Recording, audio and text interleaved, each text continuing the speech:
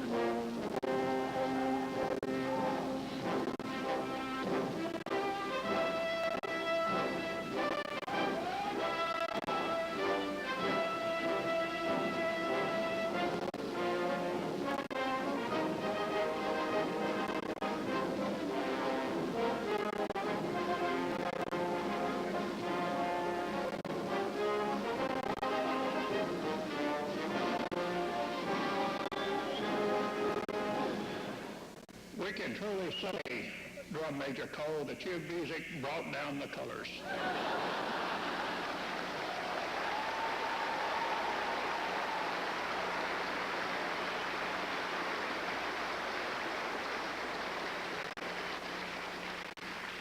The invocation will be delivered by the university's chaplain, Commander J. Stevens, United States Navy.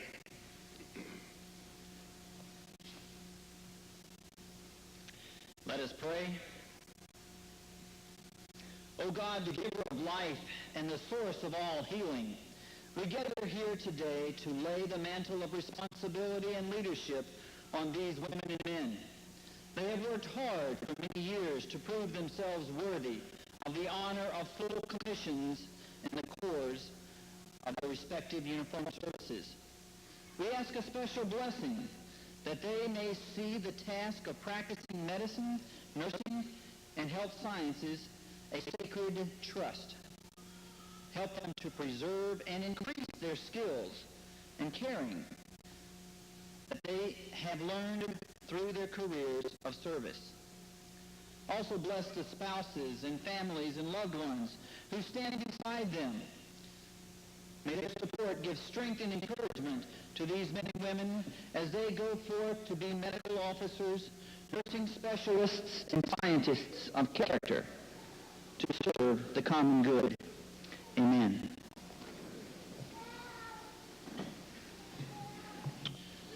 Please be seated. It is my pleasure to introduce our Master of Ceremonies, Dr. Michael Sheridan, Associate Dean for Graduate Education. Dr. Sheridan. Thank you, Colonel Serio. I'd like to take this opportunity to thank the University Brigade Color Guard and the United States Marine Band.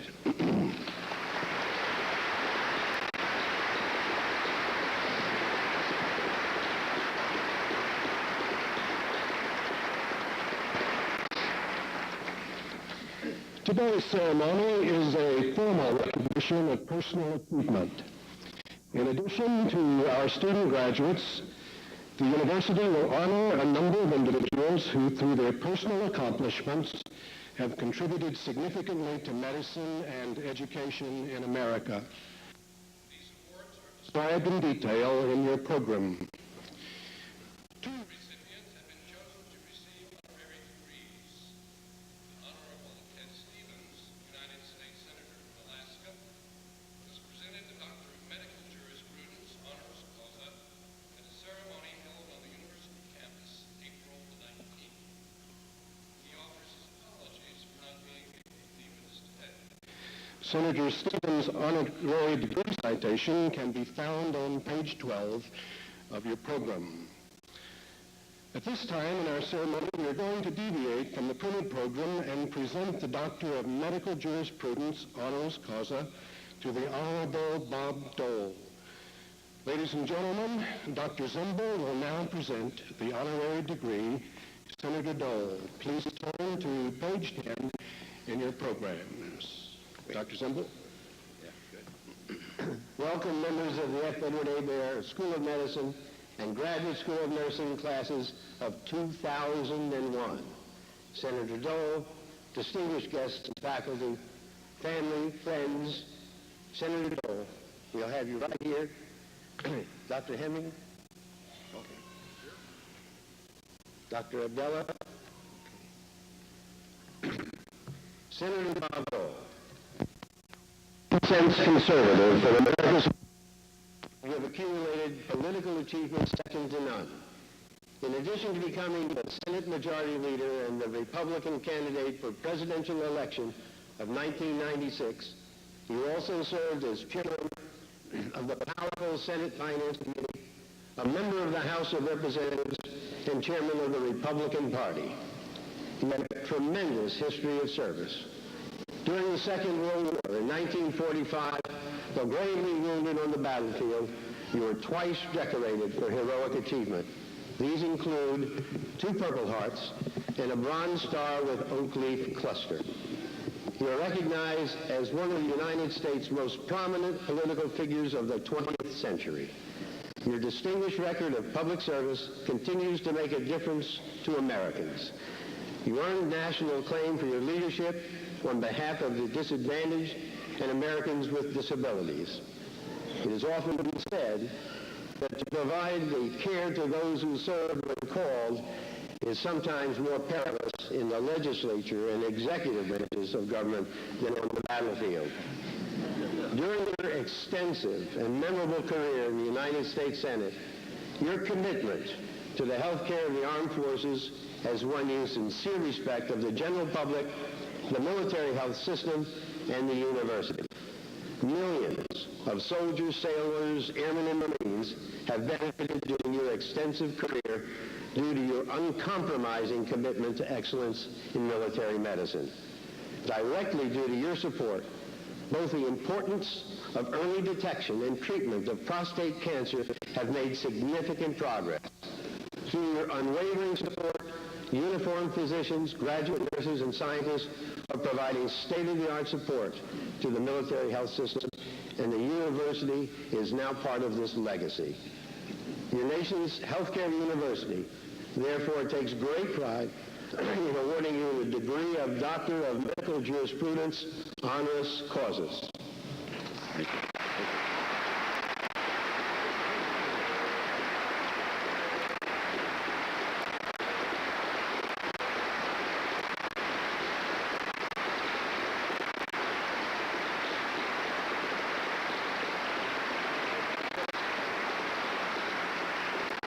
Thank you.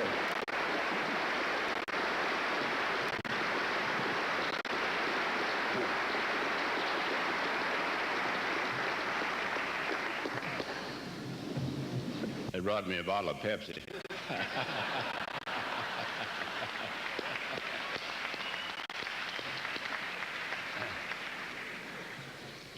And I'd say to all those prostate cancer people in the audience, you take the pill first, and then you drink the Pepsi. So, well, I just want to say about a minute's worth. I'm very honored to receive this degree.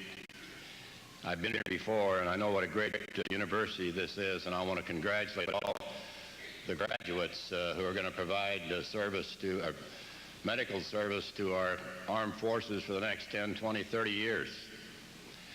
It's a great place to come today for a second opinion with all the talent in the audience, and 35 or 40 nurses and 40 in graduate school. I remember when I was in a hospital in Battle Creek, Michigan, it took about a year before I learned to feed myself.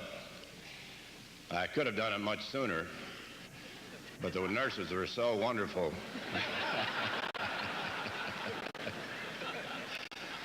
That I wasn't in any hurry.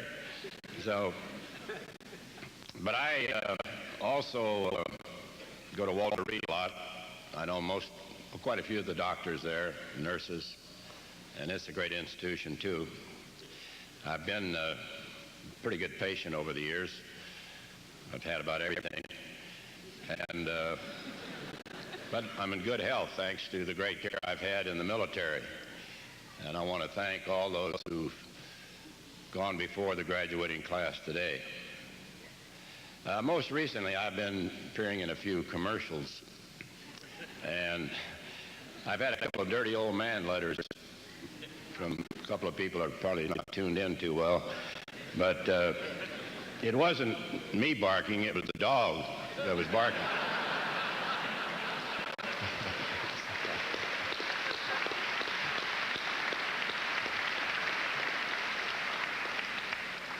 And I didn't even get to meet Britney Spears. You know, I got to meet Ted, the dog. But it's been a lot of fun. We don't do it unless it's a lot of fun. But I know you have a great commencement speaker today. I've heard a lot about her. I think I told the story here once that commencement speaker is sort of like a corpse at a funeral. You can't hold an event without one, but you don't expect him to say very much. But I'm told today that we have an exception, that we have a great speaker. Connie will do an outstanding job as a graduate here in 1981. But again, I would just thank all the men and women in the service. Are there any World War II veterans or widows or widowers in the audience? Any World War II vets out there anywhere? Oh, right here. Oh, here we are.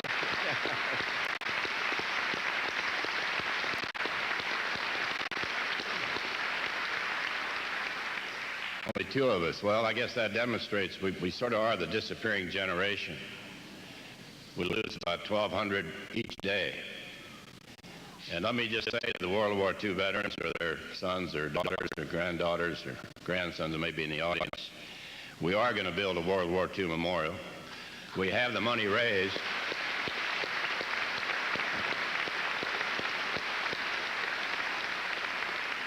It's taken longer to get approval from the bureaucracy than it did to win the war. And to me, it's disgraceful. and hopefully the Congress will come to our rescue. The House already has, as Congressman Doolittle knows, and hopefully the Senate will follow suit. Thank you very much, and God bless America.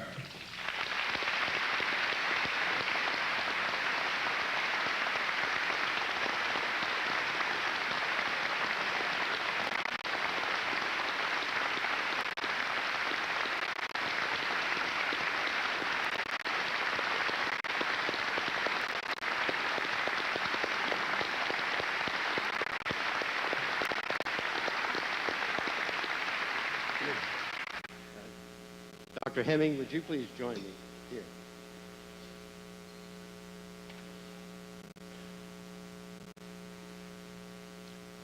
Dr. Val Hemming, physician, teacher, scientist, military officer, humanitarian, husband, father, and grandfather. You have spent your lifetime pursuing multiple goals, yet always guided by a core principle of service. For more years, you have devoted yourself to your family, church, country, and most importantly, to those who may never know who you are nor what you have done, yet they owe you so much. Countless physicians and scientists have come to know your ethic. Literally thousands of children and families in distress have been aided directly by your devotion to a cure for respiratory syncytial virus. You have never sought nor accepted recognition for all that you have done, yet that very ethic has produced a cadre of physicians who each day try to emulate your noble values. You stepped forward to serve as our dean when you could have pursued other interests after a long and distinguished career.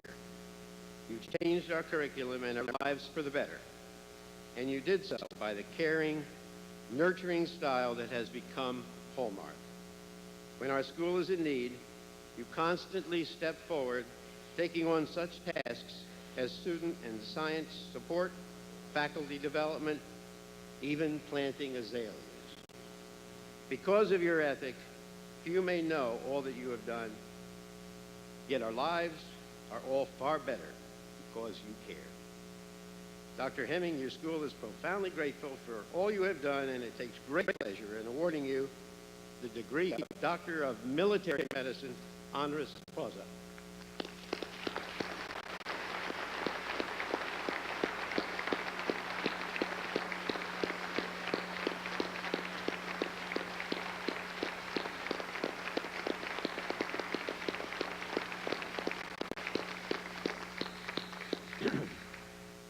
Now, Dr. Ildi Katona, would you step forward to the podium, please? Dr. Hemming doesn't know this was all happening. This is all extra script. We won't take much longer, I promise. Dr. Hemming, who will soon be stepping down as dean and becoming the emeritus, we've offered you the honorary degree, but in addition, thanks to your pediatric department, the chairman of the Department of Pediatrics and the university will now name the Val Hemming Chair of Pediatrics.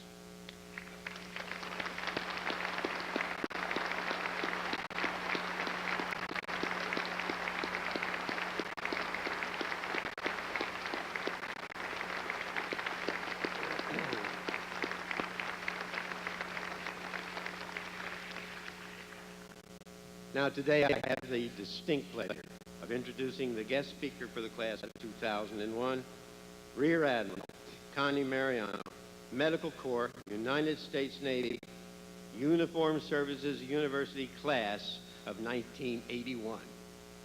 This is the first time that an alumna has returned to give a commencement address. Rear Admiral Mariano is also the first graduate of the F. Edward Hebert School of Medicine to be promoted to flag rank.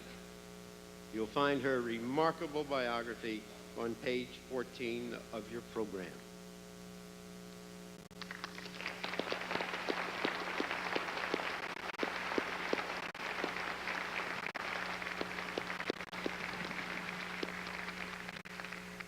Thank you, Dr. Zimbo, for your very kind introduction.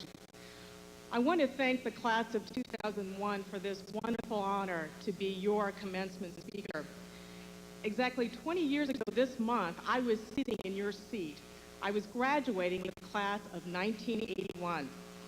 And I remember anxiously sitting in my seat, sweating profusely underneath my uniform and my robe and gown and the whole thing, and feeling my heart race as I heard my name being called, and trembling as I walked onto the stage to receive my diploma.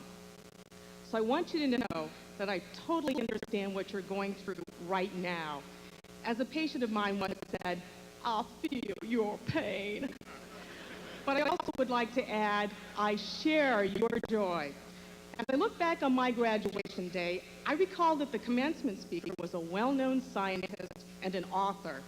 Now, I've tried to remember what my commencement speaker said at my graduation 20 years ago, and I have to admit that the only thing I remember from the entire speech was one thing, one word: mitochondria.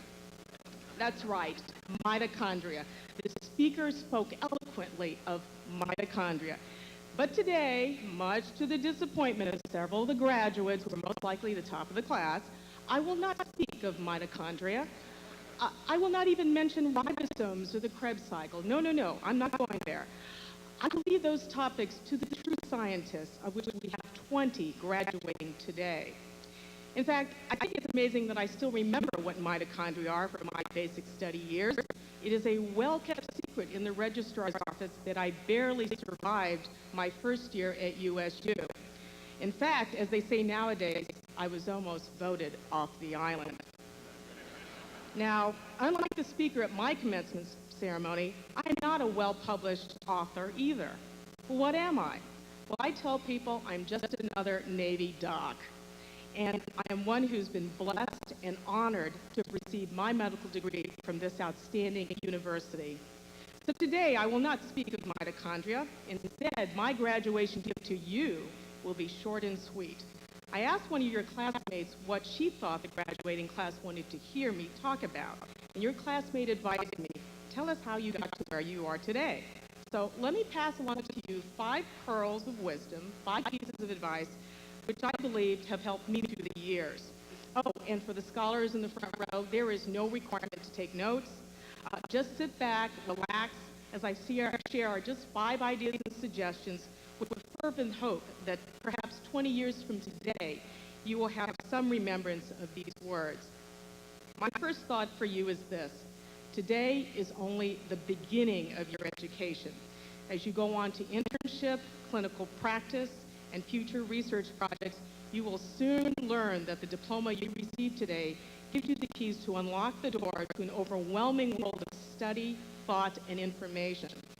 Now, some of you may remember that on your first day at USU, you were told that the studies you were going to undertake were similar to the experience of trying to get a drink of water from a fire hydrant.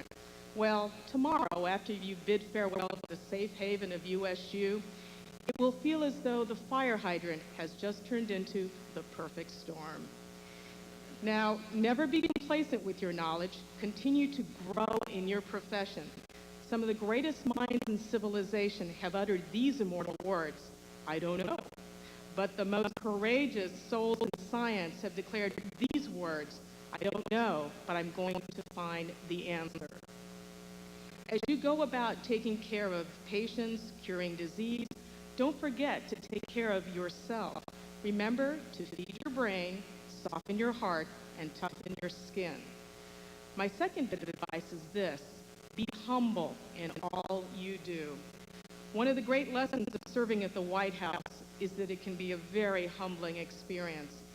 This is especially true for physicians who are constantly used to having patients waiting for them in waiting rooms, dying to see them. In the White House, the physician is humbled by the command, "Doctor, the president will see you now." So be humble in your profession. Never be too proud to ask for help from others. As a physician, I have devoted my career to both the science and the art of medicine.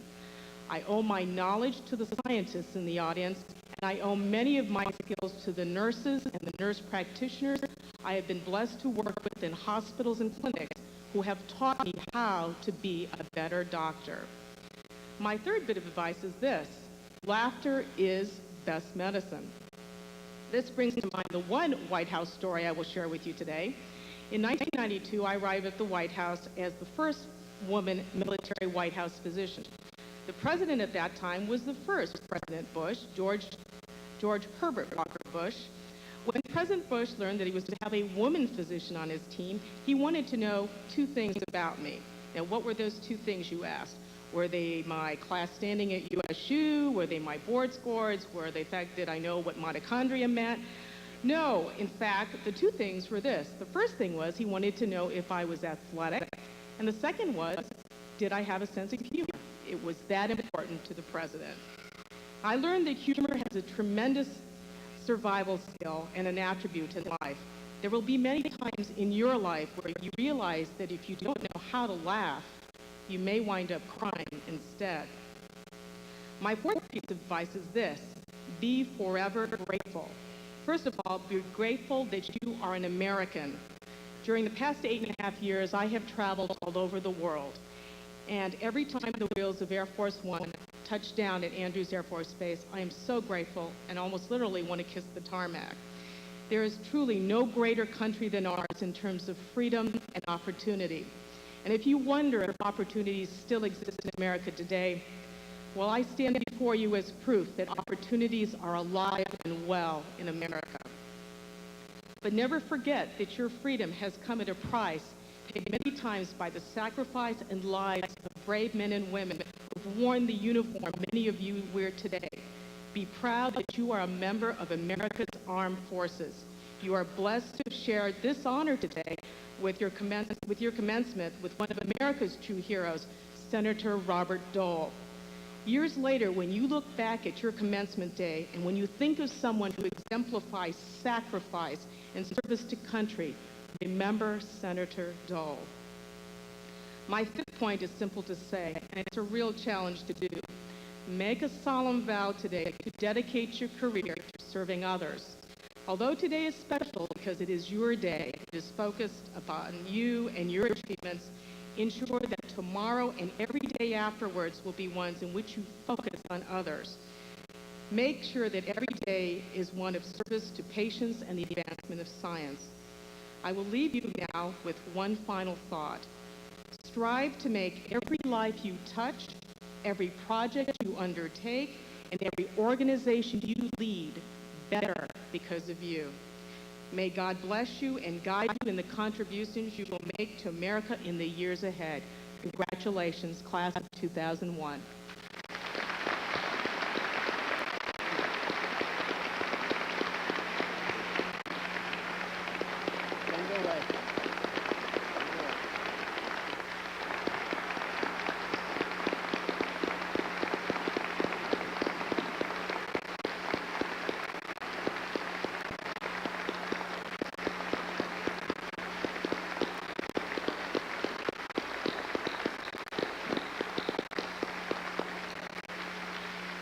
Please be seated. Two recipients have been chosen to receive the University Medal at graduation.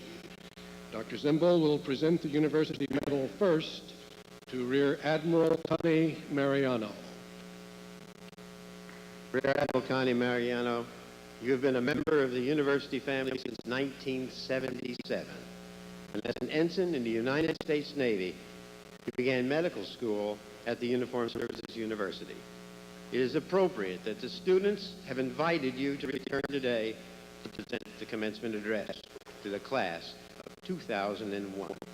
On behalf of the university, it's my privilege to present to you the University Medal.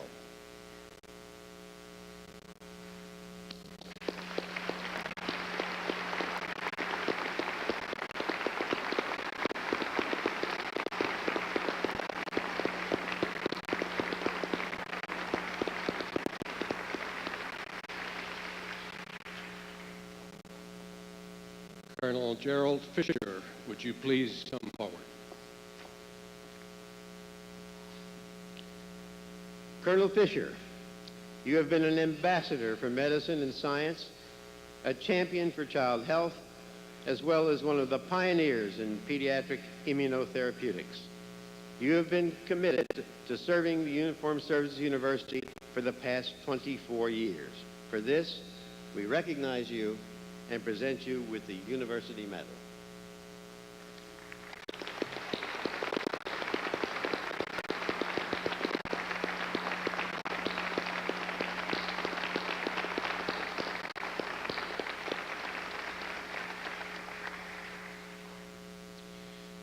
Colonel Louis Pangaro has been selected to be the inaugural recipient of the Carol J. Johns Medal.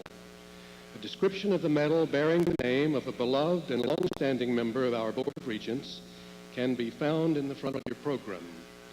Dr. Lonnie Bristow, Chair of the Uniformed Services University Board of Regents, and Colonel Richard Conran, Faculty Senate President, will present the medal to Colonel Pangaro. Colonel Pangaro's achievements can be found on page 16 of your program. Colonel Pangaro, would you please step forward? You already did. Colonel Pangaro, with your articulate, charismatic style, an unending ability and desire to innovate, a superb mastery of didactic and investigative techniques, and an unequaled passion for excellence, you have led the university faculty and students to remarkable, nationally recognized attainments in education. And it is therefore my pleasure to bestow upon you the first Carol J. Johns Medal.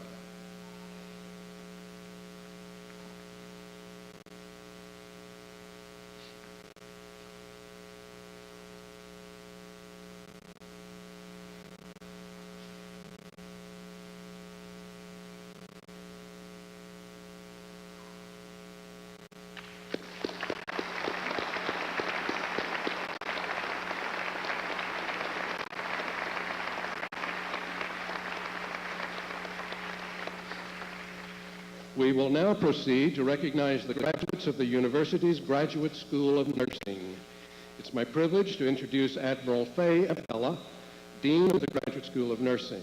Admiral Abdullah is joined by Dr. Zimble and Dr. Bristow. Lieutenant Colonel Karen Gaussman, Commandant of the Graduate School of Nursing, will announce the awards. On behalf of the Graduate School of Nursing, I am honored to present the Graduate School of Nursing Outstanding Student Award for the Family Nurse Practitioner Program. Please turn to page 2 in your program for the following award. The Graduate School of Nursing Outstanding Student Award for the Family Nurse Practitioner Program is presented to Major Kimberly Shanks, United States Air Force, Nurse Corps. Major Shanks, please come forward.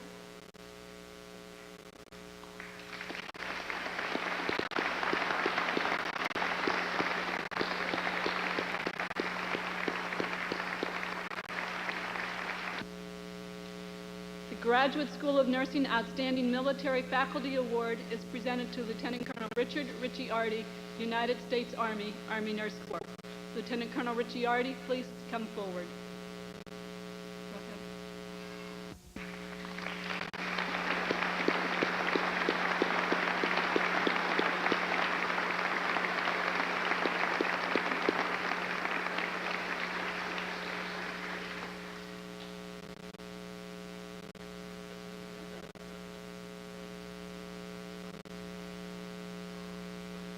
The Graduate School of Nursing Outstanding Civilian Faculty Award is presented to Ms. Suzanne Gibbons.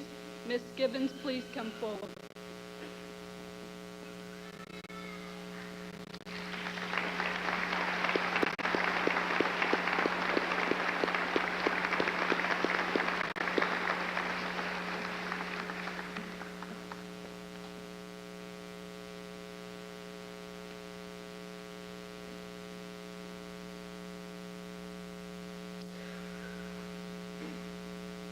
Presenters, please be seated. It's now my pleasure to introduce Captain Jeffrey Kuzmich, United States Air Force Nurse Corps. Captain Kuzmich will present the Graduate School of Nursing class farewell address.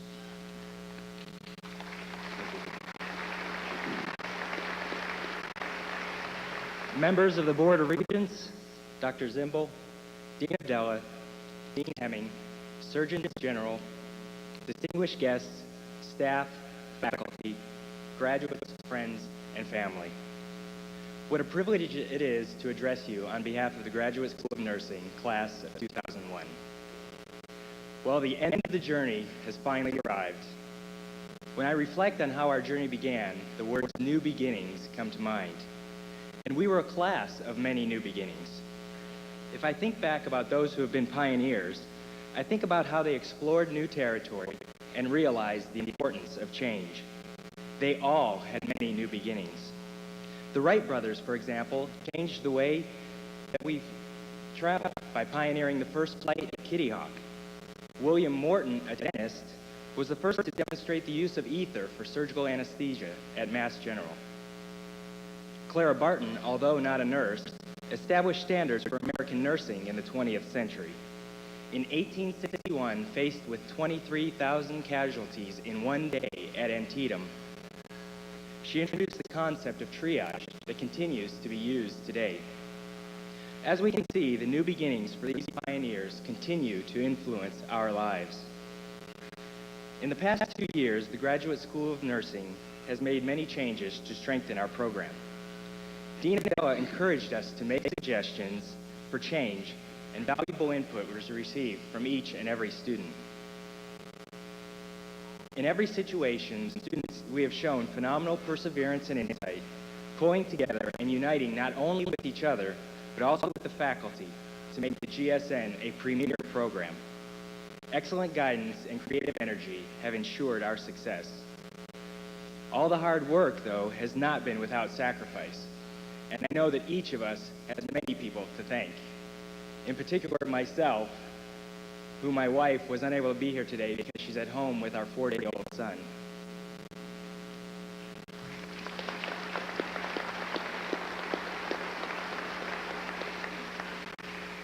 On behalf of my peers, I would like to begin by thanking God for granting us the ability to pursue our goals. Next, I would like to thank our family and friends for their love and support. Finally, I would like to thank the faculty, whose commitment and availability to each and every one of us has truly contributed to our success. We should never forget the members of the armed forces who have come before us and have secured our freedoms. Freedom to pursue our goals, strive for greatness, and help others to do the same. We thank them. I encourage each of us to remember and reflect on our time here at USU. As we head out for our new beginnings, let us remember the growth we have shown here. We all have many attributes which will serve us well in our clinical experiences and in our collaboration with other healthcare professionals.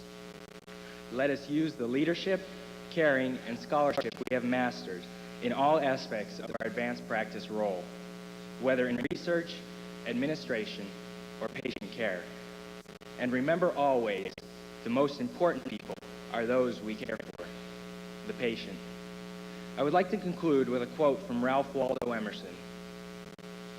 To laugh often and much, to win the respect of intelligent people, to earn the appreciation of honest critics, to find the best in others, to leave the world a bit better. Thank you again to all who have joined us here, and may the Lord truly bless each and every one of us.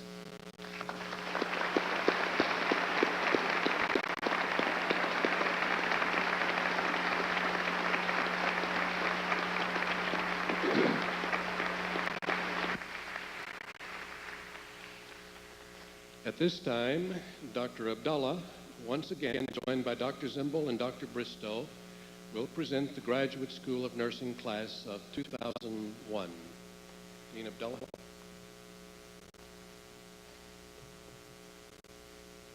Dr. Bristow, on behalf of the faculty of the Graduate School of Nursing, I recommend to you that the degree of Master of Science in Nursing be conferred on 30 individuals. Will the candidates please rise?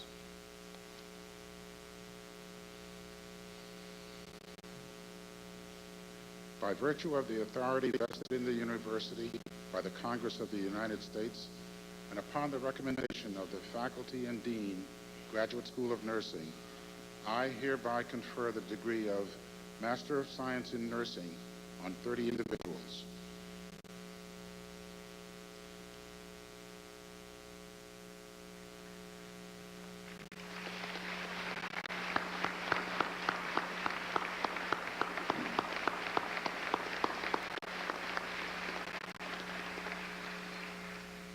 following graduates are receiving the Master of Science in Nursing as nurse practitioners. Captain Lauren F. Assey, United States Air Force.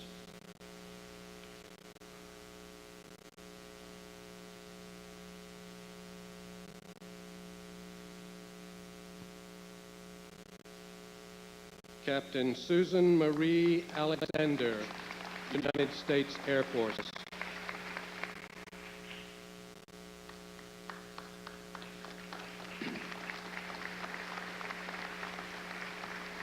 Lieutenant James Allen Blankenship, United States Public Health Service.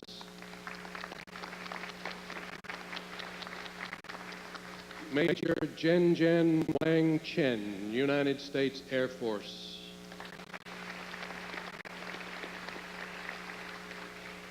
Captain John Robert Himberger, United States Air Force.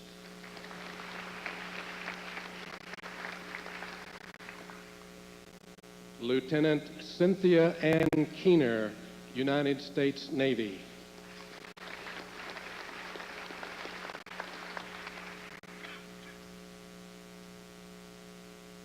Captain Susan Jane Lee, United States Air Force.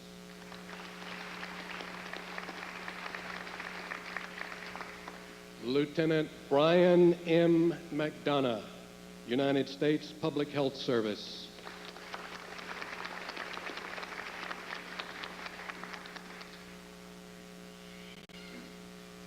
Major Joy Decker Miller, United States Air Force.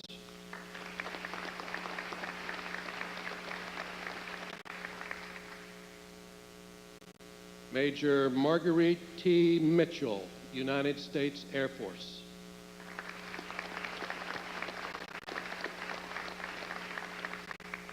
Captain Beverly Joan Morgan, United States Army.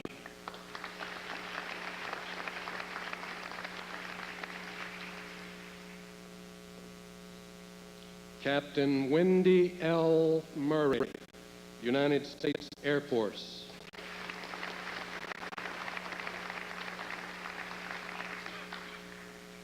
Lieutenant Commander Susan Marie Ortega, United States Public Health Service.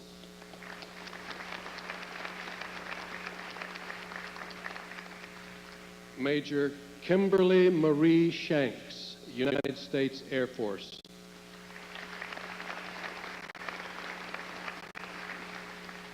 Major Sherry Lynn Shireman, United States Air Force.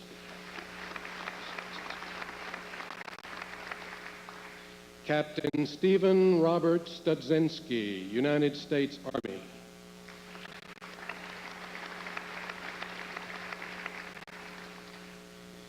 Captain Annetta R. Sullivan, United States Air Force.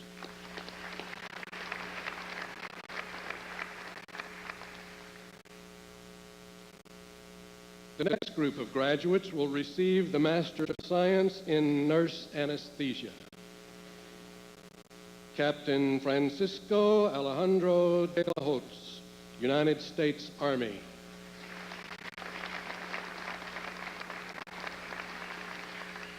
Captain Rachel Fontanea, United States Air Force. Captain Gregory Wayne Henn, United States Army. Captain Virginia Johnson, United States Air Force. Captain Jeffrey Allen Kuzmich, United States Air Force.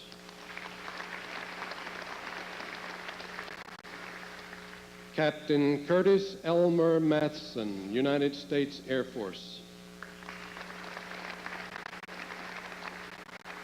Captain Mary Frances Mullins, United States Air Force.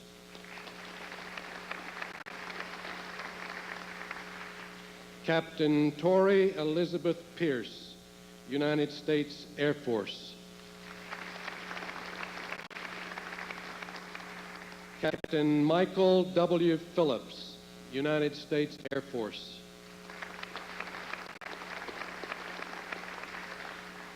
Captain Lysandra Rojas, United States Air Force.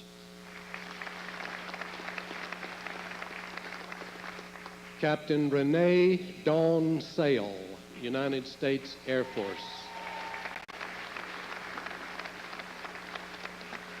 Captain Robert Charles Smith, United States Air Force.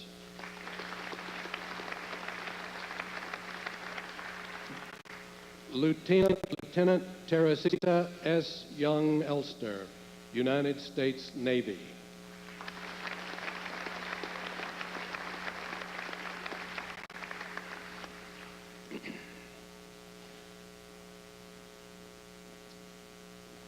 We will now proceed to recognize the graduates of the F. Edward A. Bear School of Medicine.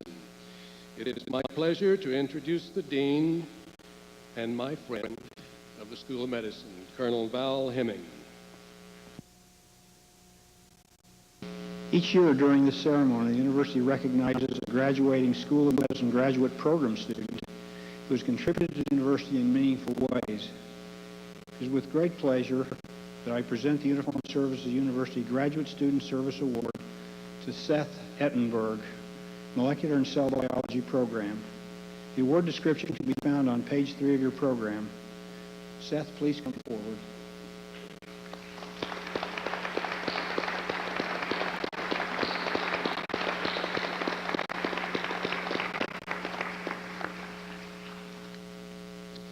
The Henry M. Jackson Foundation has generously provided 2 fellowships and travel support for outstanding graduate students during their terminal year of their program of study at the university. The fellowships are awarded annually to 2 graduate students who are expected to complete all requirements for their doctorates in sufficient time to participate in commencement activities. We are pleased to acknowledge the participation of the Jackson Foundation and appreciate its support of the University School of Medicine's graduate education program. The recipients of this year's Foundation Fellowships are Grant Wang, Department of Medical and Clinical Psychology, and Roseanne Waterhouse, Department of Pathology. Mr. Wang and Ms. Waterhouse, would you please stand to be recognized?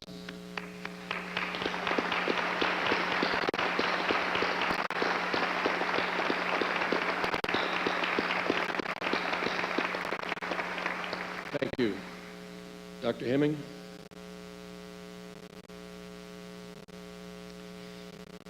The F. Edward A. Bear School of Medicine graduate program is proud to announce the School of Medicine's Outstanding Biomedical Graduate Educator Award. A full description of the award may be found on page 3 of your program. The recipient of this year's award is Michael N. Sheridan, Ph.D., Associate Dean for Graduate Education. Dr. Sheridan, please come forward. You did.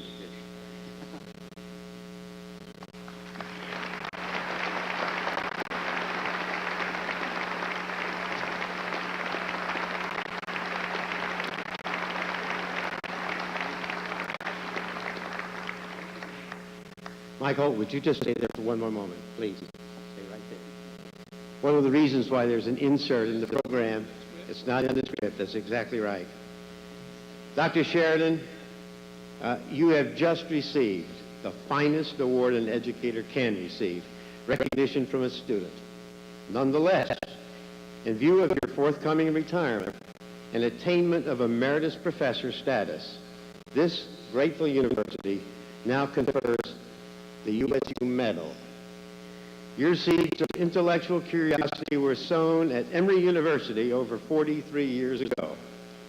They were cultivated at Medical College of Virginia, Cambridge University, and Rochester, before growing into the wonderful amalgam of scientist, educator, administrator, and friend that we were fortunate to transplant here to our school, our university, in 1980.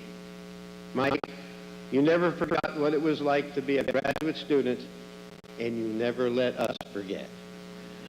You, above all else, have cherished the responsibility of training tomorrow's scientists, and along the way, you found ways to make each day here at USU enjoyable and intellectually rewarding.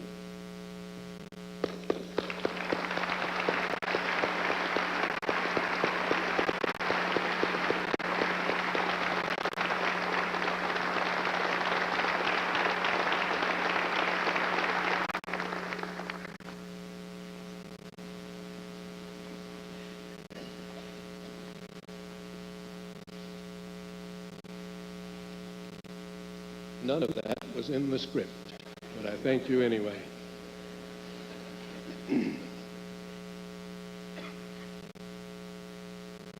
Ladies and gentlemen, Roseanne Waterhouse, Doctor of Philosophy candidate in our Department of Pathology and recipient of one of the Henry M. Jackson Foundation Fellowships, will present the graduate student farewell address. Roseanne? Thank you.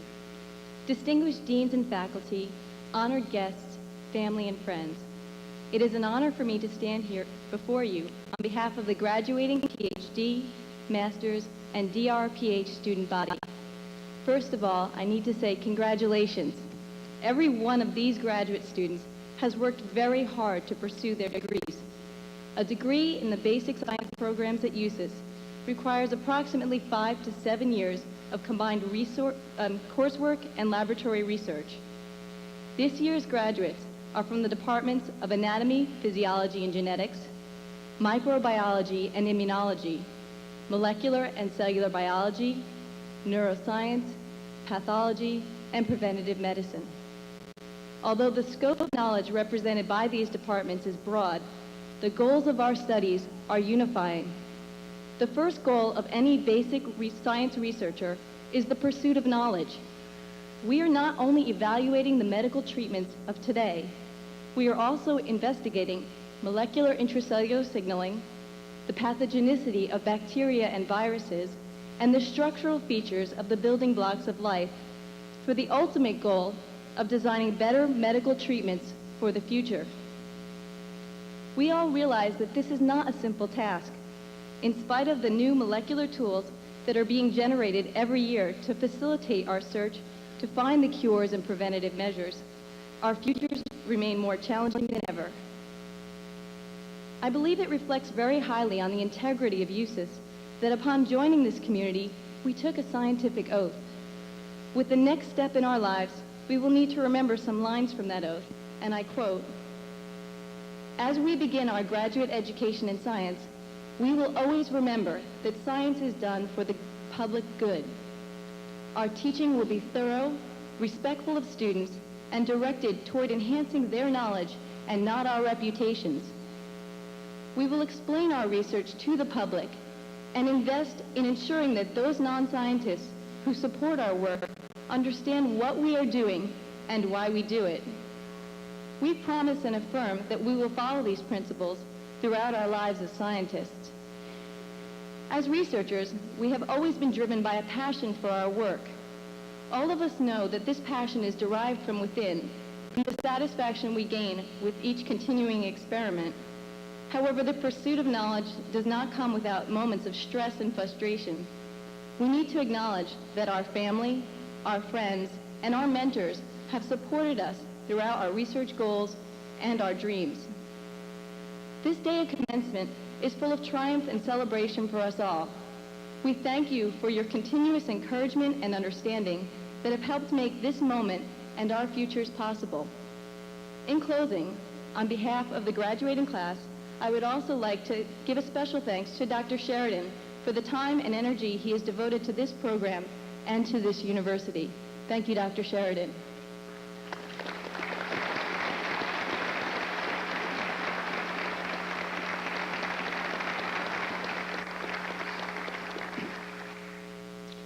I am pleased that Roseanne referred to the oath of science that all of our graduate students take on entry to graduate study. That oath was developed at the university by several of us 10 years ago, and it defines the principles by which we expect our students and future scientists to conduct themselves. Thank you, Roseanne. At this time, Dr. Hemming, Dr. Zimble, Dr. Bristow will confer degrees on members of the Uniformed Services University F. Edward A. Baer School of Medicine's graduate program.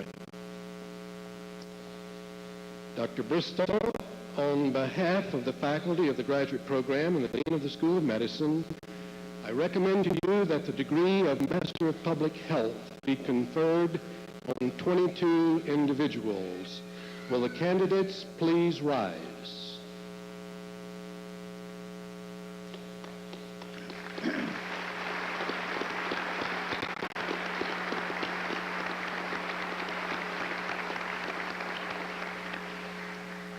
By virtue of the authority vested in the university by the Congress of the United States, and upon recommendation of the faculty and Dean, F. Edward A. Bear School of Medicine, I confer the degree Master of Public Health with its attendant privileges and responsibilities. Captain Stephen M. Anderson, United States Air Force.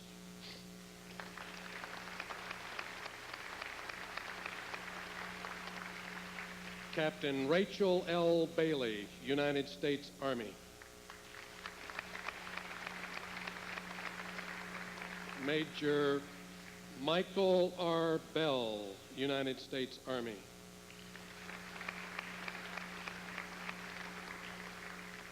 Lieutenant Commander David L. Blazes, United States Navy Reserve.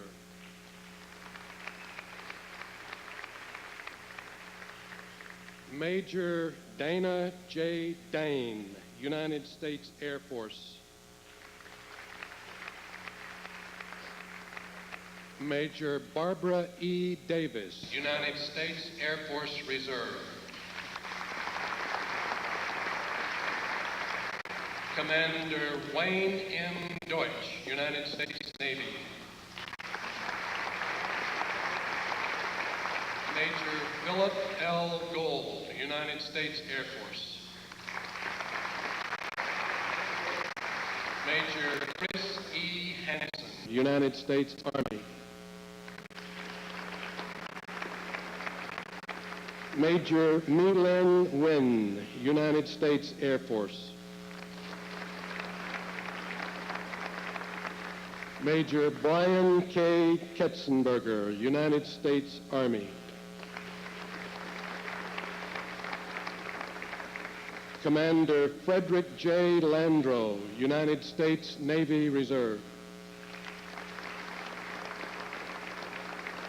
Dr. Gretchen A. McCoy.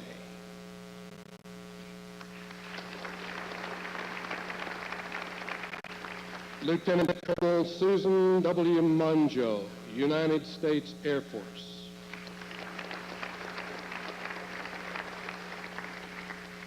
Captain Richard W. Niska, United States Public Health Service. Lieutenant Colonel Ken M. Tashiro, United States Air Force.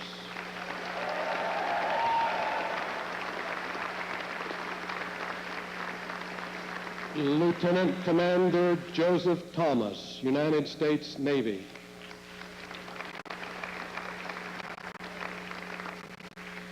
Dr. Gina S. Wade.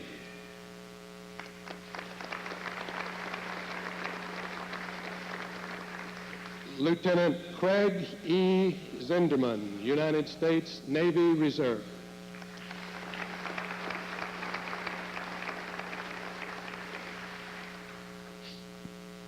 And Dr. Bristow, on behalf of the faculty of the graduate program and the Dean of the School of Medicine, I recommend to you that the degree of Master of Science be conferred on one individual.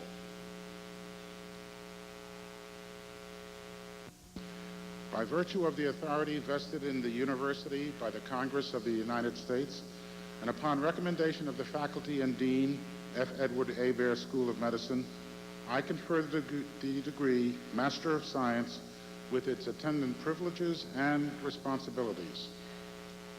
Kristen N.K. Catlin, Microbiology and Immunology, Master of Science.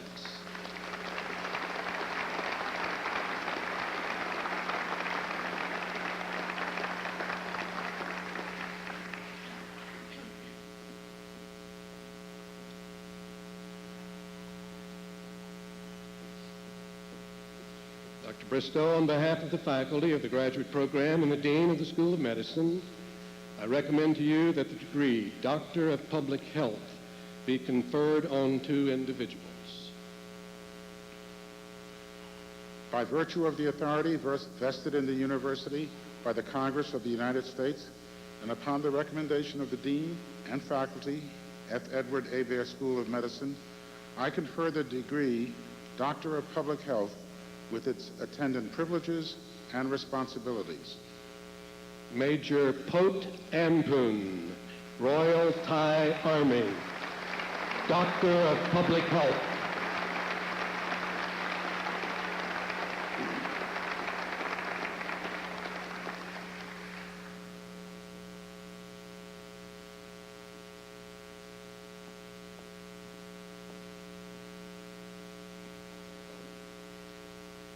Judith Chamberlain, Doctor of Public Health.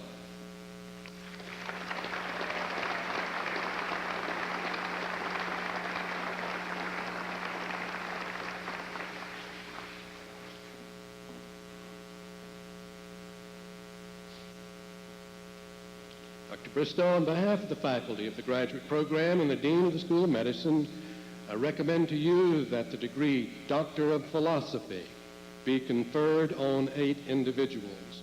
Will the candidates please rise? By virtue of the authority vested in the university by the Congress of the United States, and upon recommendation of the faculty and Dean, F. Edward A. Baer School of Medicine, I confer the degree Doctor of Philosophy with its attendant privileges and responsibilities.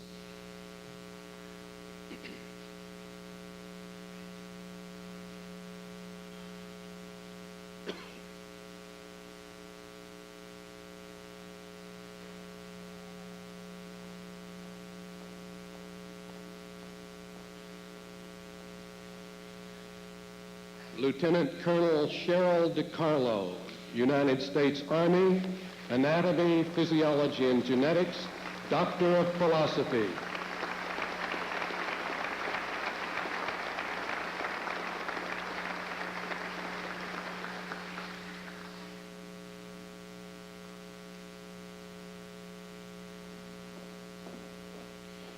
Jared Doherty, Pathology, Doctor of Philosophy.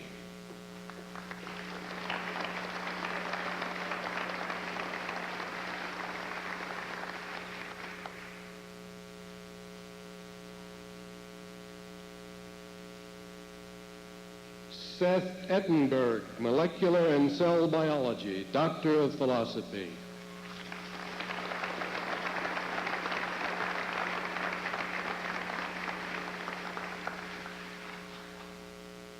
John Greco, Preventive Medicine and Biometrics, Doctor of Philosophy.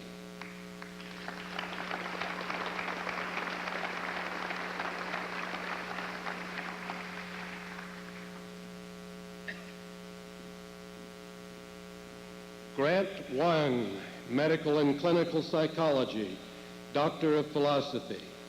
Grant also completed the MPH in 2000 and is the first recipient of these 2 degrees from this university.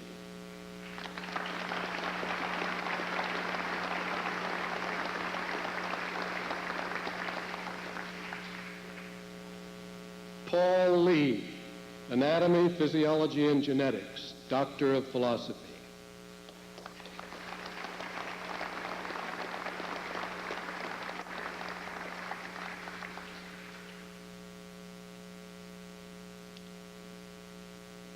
Roseanne Waterhouse, Pathology, Doctor of Philosophy.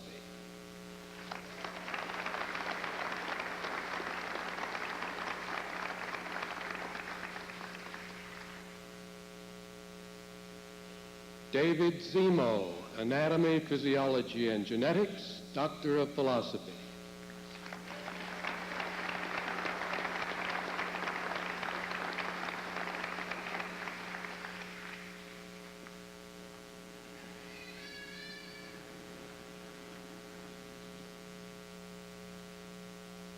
Ladies and gentlemen, we now move to that portion of the ceremony devoted to the graduates who will receive the degree Doctor of Medicine. 7 graduates have won special recognition for their scholarship, professionalism, and public service. Lieutenant Commander Jay Erickson, Medical Corps, United States Navy, a USU alumnus, and Commandant of the School of Medicine, will announce the first 3 awards. Descriptions may be found on page 4 of your programs.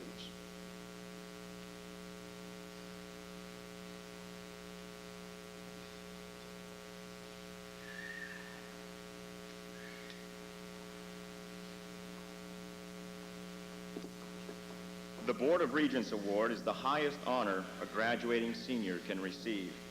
Ensign Tricia Clark, United States Naval Reserve, please come forward.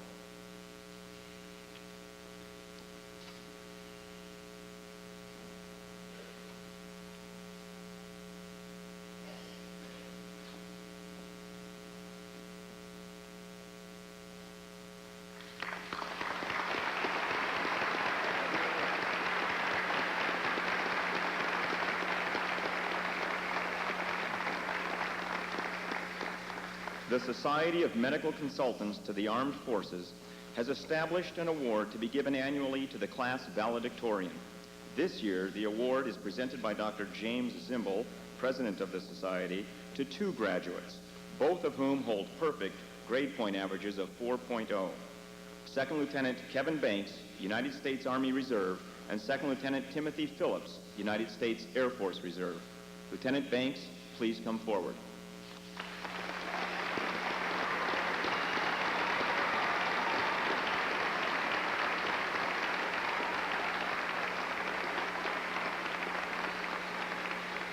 Lieutenant Phillips, please come forward.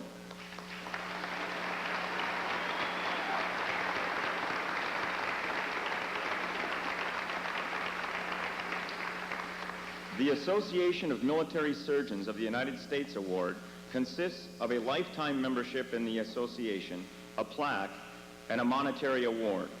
On behalf of the association, Rear Admiral Michael Cowan, Medical Corps, United States Navy, representing Rear Admiral J. Jarrett Clinton, United States Public Health Service, Acting Assistant Secretary of Defense for Health Affairs, will present the award this year to Second Lieutenant Peter Michelson, United States Air Force Reserve. Lieutenant Michelson, please come forward.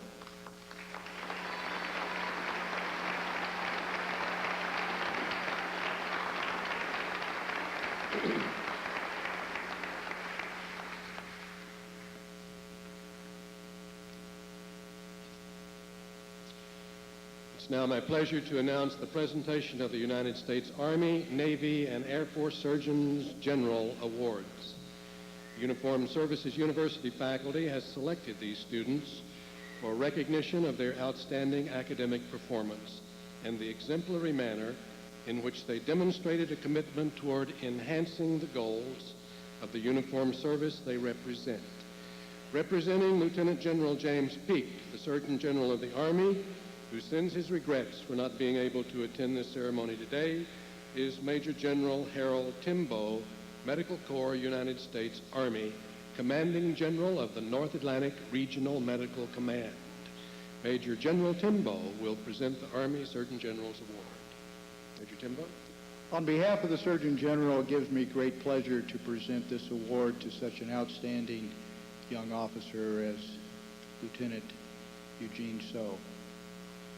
Army medicine looks to the Uniformed Services University to develop healthcare professionals and medical leaders of competence and character for a lifetime of service to the nation. I can attest that Lieutenant So is one such officer. He and I served together in Korea, where he was an ambulance platoon leader, and it gives me great pleasure to recognize him with this award.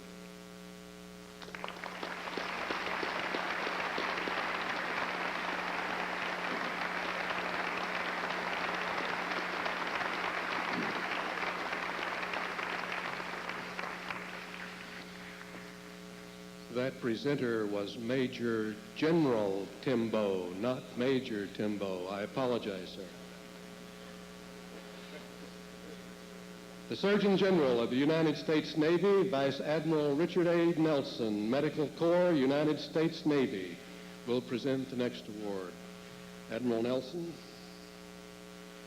Well, as Dr. Sheridan pointed out, there's a script. But to expect a sailor to follow a script is folly. But we have an opportunity to recognize a number of people today, and in looking at them, it gives a lie to, it belies the advice that I got from one of my medical school professors. He said that anything above a C average was wasted effort. And I'm pleased to see that this class has not taken that to heart. The individual we're recognizing with the Navy Surgeon General's Award today, Dan Sherwood, is an individual who came to this university as already a success in the Navy. Dan is a naval flight officer, a very successful and recognized one. He has had a wonderful grade point average here.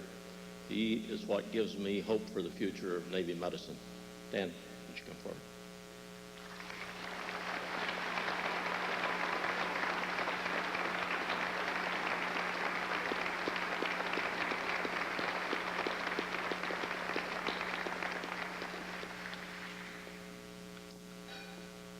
Representing the Surgeon General of the United States Air Force, Major General Leonard Randolph, United States Air Force Medical Corps, will present the next award.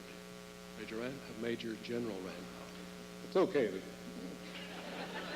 As I'm long as the non-military, responsibilities so go sorry. down too, that's okay. Well, it is my distinct privilege to stand here again and represent Lieutenant General Paul Collerton, our Surgeon General. I'll tell you a little bit more about him not being here a little later on. Lieutenant Julie Masters is another of the individuals who represent the strength and the quality that you produce and that you as faculty produce.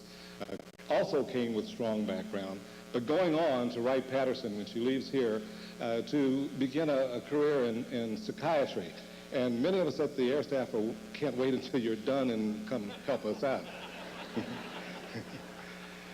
So it is indeed my pleasure to award you the Surgeon General's Award.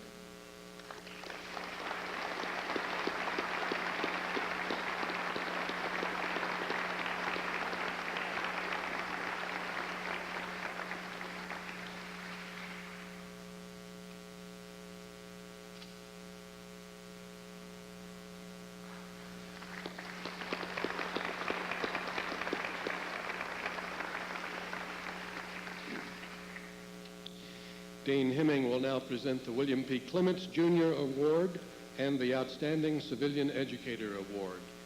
Both faculty award recipients were chosen by the graduating medical students. A full description of the awards may be found on page 6 of your program. The William P. Clements Jr. Award is presented to Lieutenant Colonel John M. Whiteman, United States Air Force Medical Corps, Associate Professor, Department of Military and Emergency Medicine.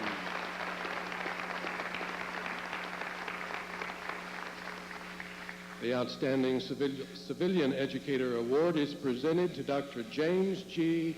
Smirnotopoulos, Professor and Chair, Department of Radiology and Nuclear Medicine. Dr. Smirnotopoulos, please come forward.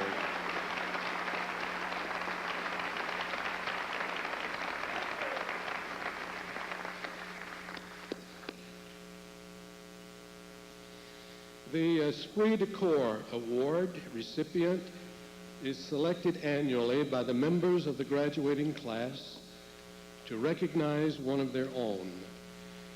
The individual selected is not listed in your program because the class, by tradition, keeps it secret until this moment. This award is presented by Colonel Richard McDonnell, Associate Dean for Student Affairs, and by Colonel John McManigal, Assistant Dean for Clinical Sciences. Dr. McDonnell? It wasn't even close this year. We're proud to present this award on behalf of the graduating class and the university to Jason Bothwell.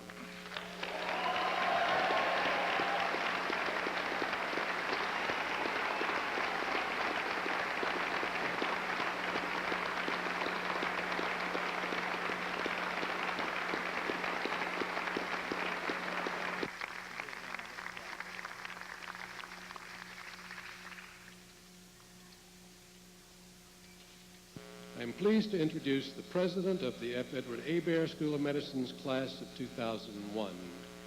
As his last official act as class president, Second Lieutenant Jason Bothwell, Medical Service, United States Army Reserve, will present the medical class farewell address.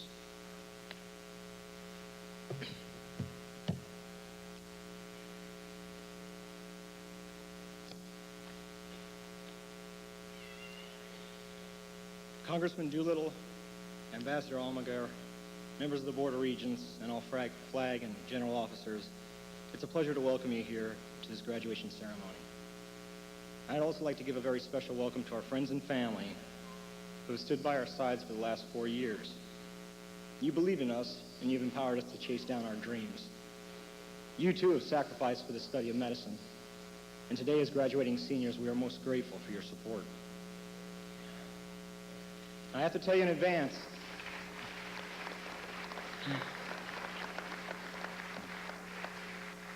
that I'm going to be giving kind of a long speech today because I didn't have enough time to write a short one. Seriously, though, this has been an incredible 4 years, and I just want to touch on a few highlights before I go any further so that the classmates of mine can enjoy a quick walk down memory lane, and so that our families might get a better idea of what actually goes on inside of a medical school. A lot of things have been said about the class of 2001, but nobody can tell us that we didn't have fun. Looking back on our first and second years, when we were really together as a class, there were things we all will remember well.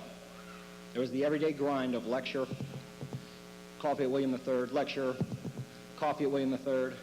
We had stories with Dr. Smith, bing-bongs with Dr. Bork, and a few afternoons of biochem detention. There was gross anatomy, where we spent months with a person whose name we'll never even know, but who taught us science by donating their bodies so that we might learn and help others. And nobody could forget Kirkeshner, which began with a 2-hour wait for the buses that were parked only 200 yards away, and ended with a weapons cleaning that probably caused 50 cases of carpal tunnel syndrome. Even so, I can look back with a smile and tell you honestly, I loved it. We waited through pathology with its share of 100 quizzes and small groups and a record low on exams. But we found a way to make microbiology look ridiculously simple. Somewhere in the middle, we had our summer experiences, where we spun around the human centrifuge at Top Knife, played special forces at places like Fort Lewis, or stayed right here at home and passed the summer sticking our best friends with needles and dehydrating them to the point of hallucination. MS3 scattered us all across the country and gave us our first crack at actual patient care. We learned to write long notes for medicine, short notes for surgery, and one-liners for ortho. We started IVs and we delivered babies. We learned to not mess with the pancreas. We retracted until our shoulders ached, and we learned to accept constructive criticism while driving the camera on laparoscopic surgery. Then there was MS4, where we spent the first 4 months of our lives racking our brains and losing sleep, trying to decide what specialty was right for us. And then we spent the rest of the time trying to convince the program directors that their specialty was exactly what we have always wanted, absolutely no question about it. We graduated from Operation Bushmaster, and we caught our first glimpse of what a USU doctor is actually capable of in the field. And we finished the year with the reassurance that an internship was waiting for us, and some of us took a Rady holiday.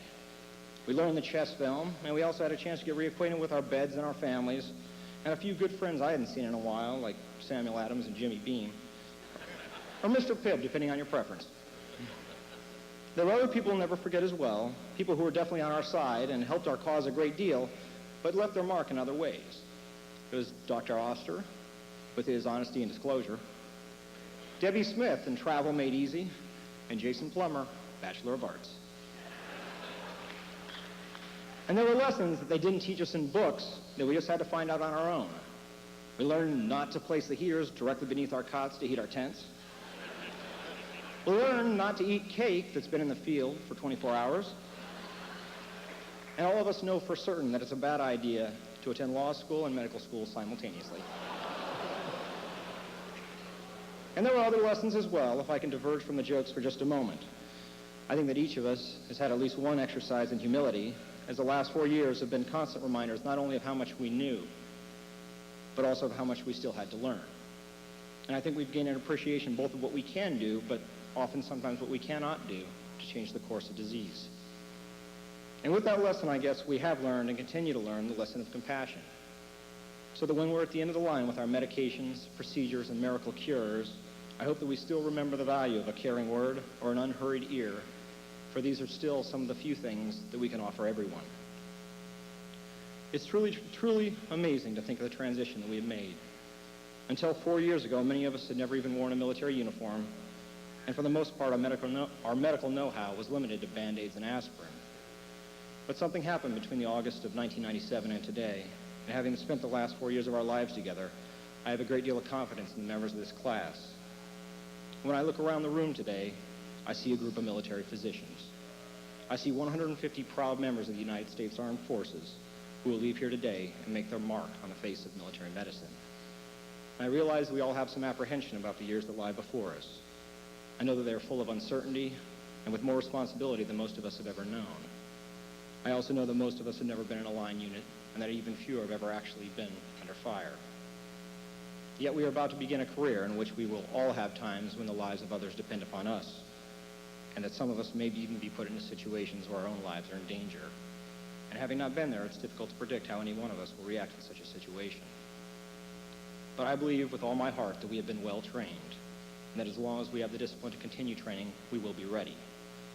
And I do believe that when that day comes, whether in the field or in the hospital, when the chips are down, when lives are on the line, the members of this class will have the clarity to remember their training, the strength to labor through our exhaustion, and even in the face of adversity, the courage to perform our duties for our patients, for our units, and for our country. And so here we are on this day of our graduation. This is a great day for us. It's a day that we have waited for, and a day that we'll remember always. In a few moments, we will all become doctors. And while it's only the beginning of new challenges, it's also the day that marks the end of this chapter in our lives. We did it, my friends. Together we found a way to survive, and we learned and we got better. And through all the exhaustion and all the frustration, we found some comfort and some common ground between ourselves and these strangers whom we met in our officer schools, our lab groups, and our roommates on out-of-town rotations whom we'd never really met before. Sure, we complained, but half the time we were laughing and loving it all. And today we're going to make it out of here without going crazy and with some of the best friends we'll ever have. I can't say that this has been an easy 4 years, and in many ways it's probably been my most difficult.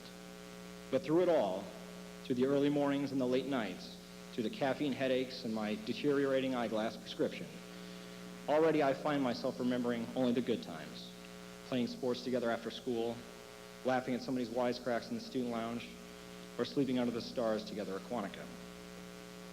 4 years ago, we came here strangers, and today we will leave as the best of friends. Friends who shared an incredible experience together, and friends whose memories of the Uniformed Services University will be carried with us and bond us for as long as we walk the earth. I thank you for the opportunity to have served as your class president, for all the good times we have shared, and now I thank you with all my heart for this award. I know that we will meet again, but for now this is farewell. I wish you all the best in your personal and professional lives, and I hope that your chosen specialty is everything that you hoped it would be. I will miss you dearly. Good luck and Godspeed.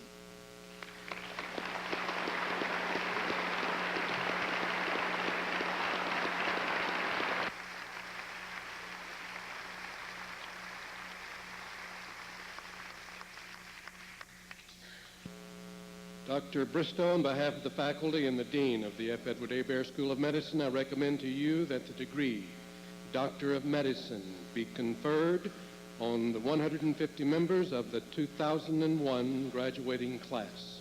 Will the candidates please rise?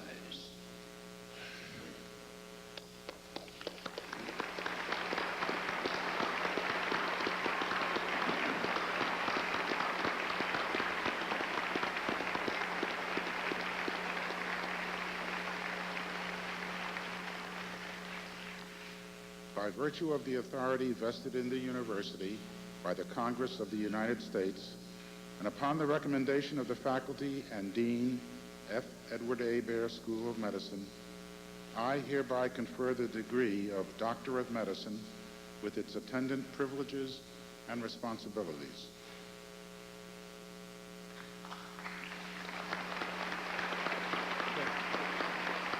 Dr. Hemming, Dean Hemming, you were to confer the oath.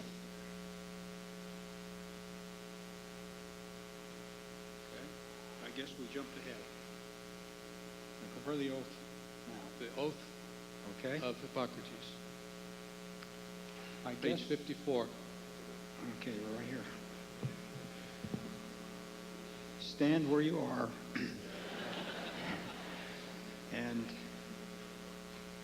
members of the class of 2001, you swore the oath of Hippocrates as you entered this medical school just 4 years ago. As guided your conduct as students of medicine, please raise your right hand and swear it again so it may guide your practice as physicians. Repeat after me. I do solemnly swear that I will be loyal to the profession of medicine and just and generous to its members, that I will lead my life and practice my art in uprightness and honor, that into whatsoever home I shall enter, it shall be for the good of the sick and the well, to the utmost of my power,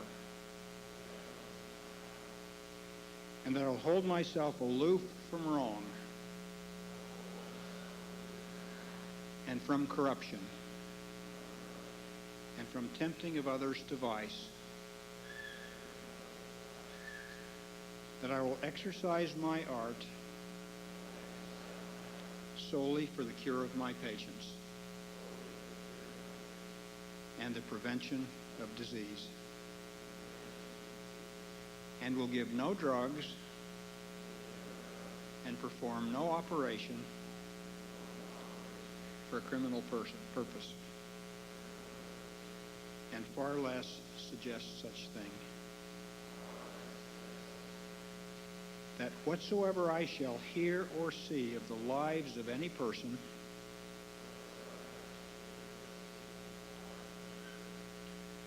which is not fitting to be spoken, I will keep secret. These I do promise, and in proportion as I am faithful to this oath, may happiness and good repute be ever mine. The opposite, if I shall be forsworn. Thank you.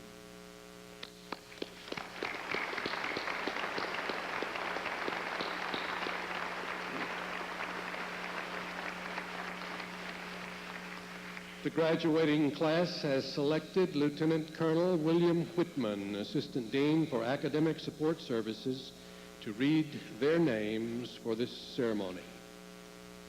Dr. Gilbert Idinian.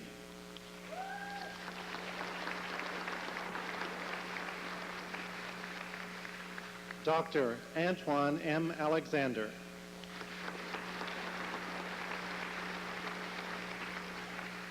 Dr. Aaron George Amaker III.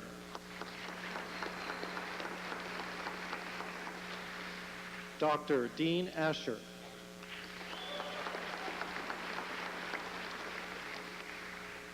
Dr. Lee S. Astle.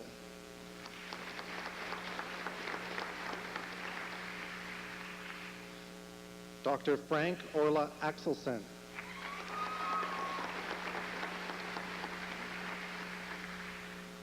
Dr. Kevin Patrick Banks.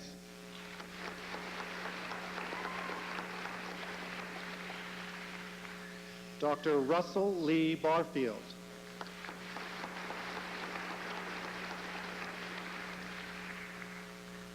Dr. Scott Jeffrey Barnacle.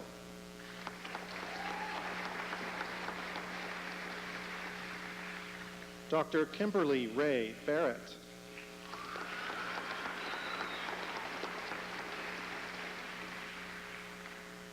Dr. Ronald Dwayne Beasley.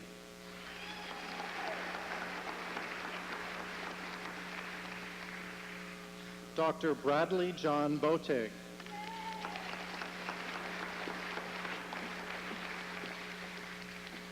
Dr. Teresa Ann Bonzani.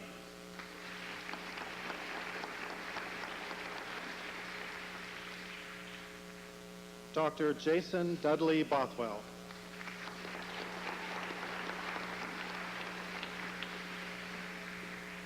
Dr. David Alexander Boyd.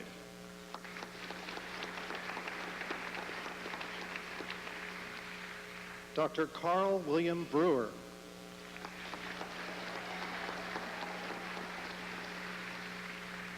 Dr. Sarah Kate Buckaloo.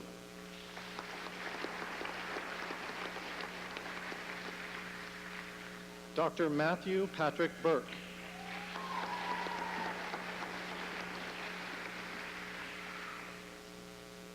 Dr. Christine Lynn Campbell.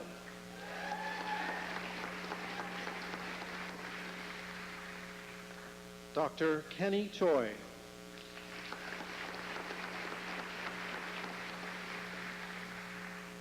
Dr. Paul Seminara.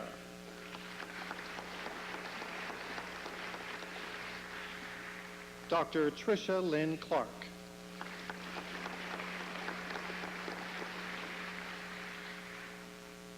Dr. Brett Donovan Coons.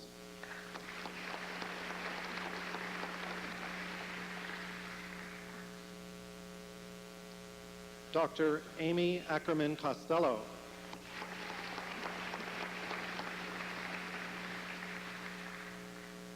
Dr. Karen Renee Craig.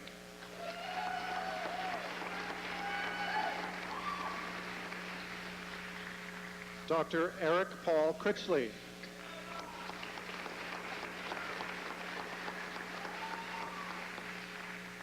Dr. Philip Benjamin Cuenca.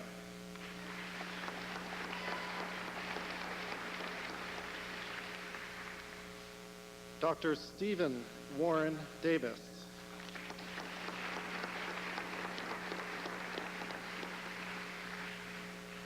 Dr. Joseph Gerald Doherty.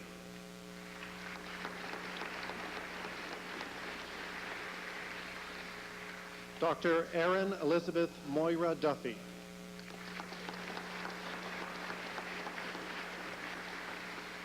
Dr. Timothy James Duncan.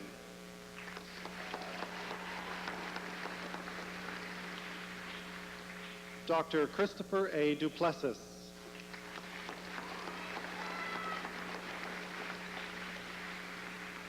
Dr. Gary L. Eberly.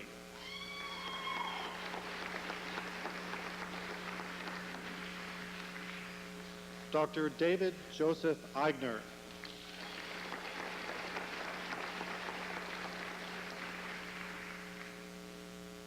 Dr. Herman Roy Ellenberger.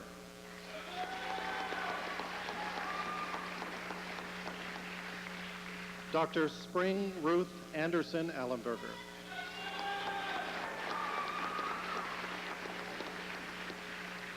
Dr. Jason Howard Eves.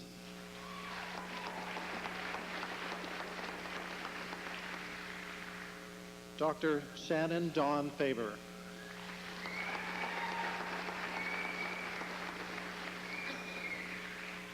Dr. Matthew Neely Fondre.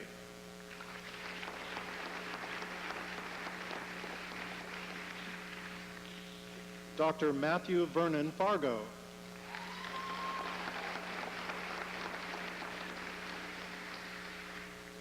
Dr. Eric Melvin Flake.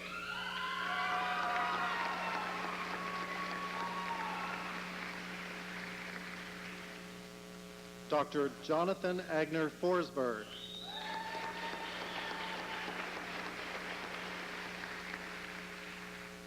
Dr. Jeffrey L. Gaffner.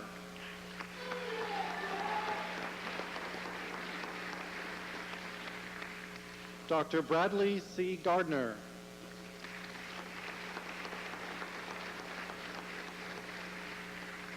Dr. Andrew Gentry.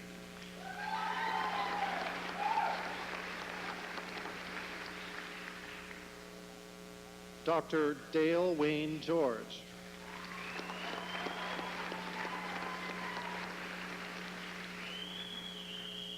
Dr. Jonathan Edward Gilhooly.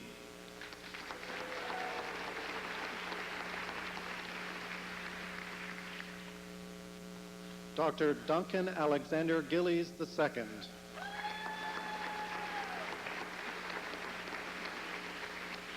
Dr. Matthew Edwin Griffith.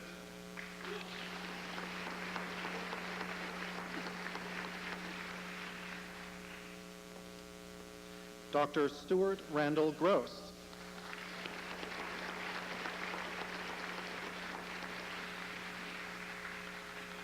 Dr. Audrey May Hall.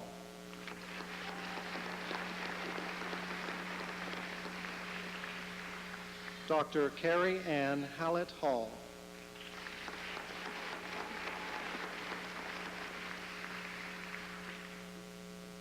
Dr. Gregory James Hall.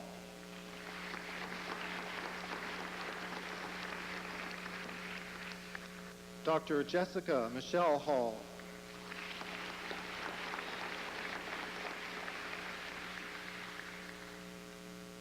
Dr. Stephen R. Hanley.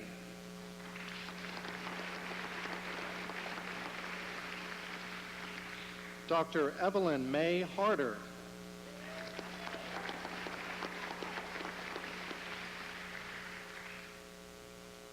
Dr. David Paul Harper.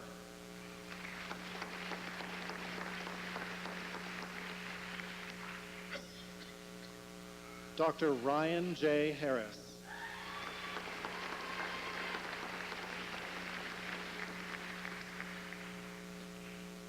Dr. Jason Stewart Hawley.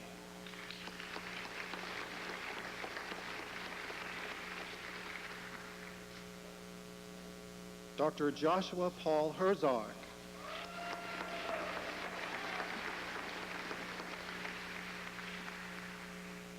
Dr. Heather Marie Higgins.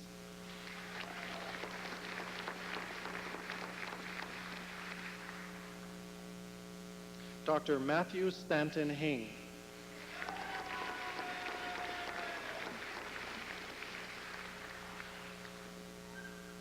Dr. Aaron B. Hawley.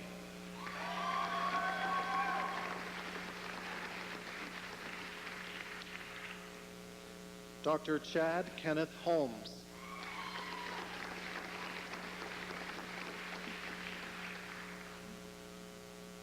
Dr. Stephanie Christine Horn.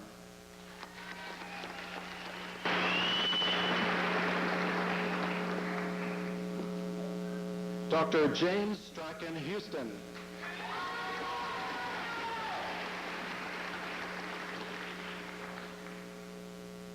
Dr. David Terry Shea.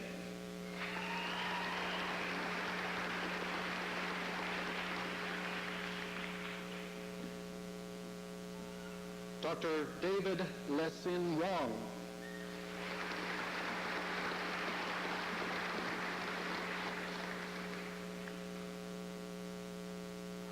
Dr. Paula Jackson.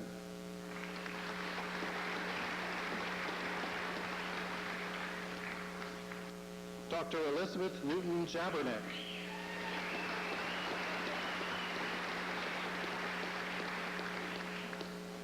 Dr. Matthew A. Jabernick.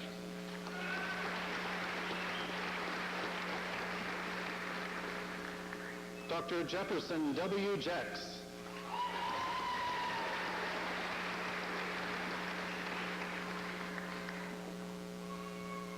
Dr. Timothy Wayne Judge.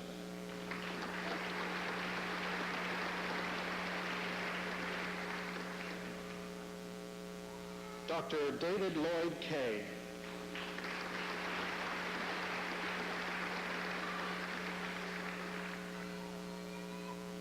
Dr. Anthony Williams Keller.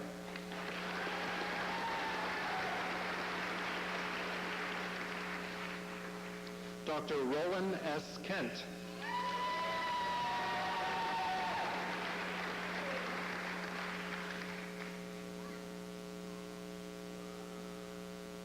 Dr. Daniel Ajun Kim.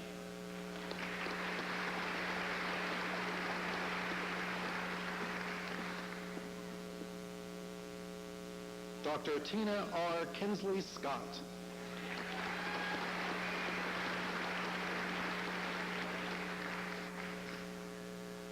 Dr. Michael Koznarski.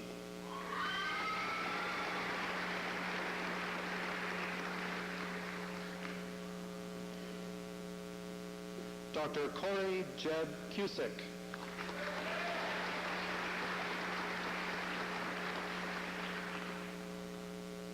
Dr. Herbert Kwan.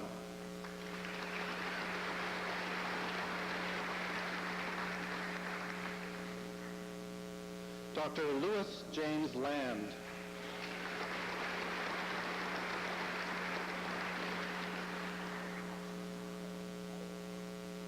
Dr. Jimmy Junsing Lau.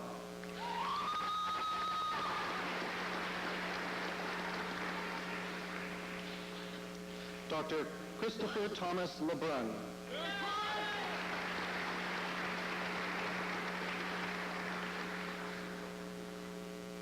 Dr. Key Lee.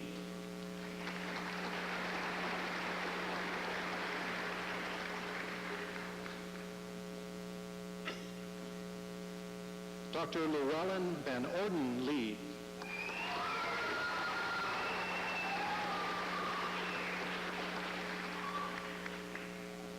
Dr. Fernando Frederick Leyva.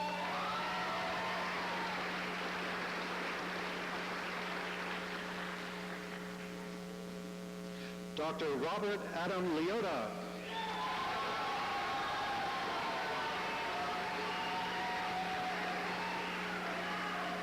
Dr. Leah Kristen Love.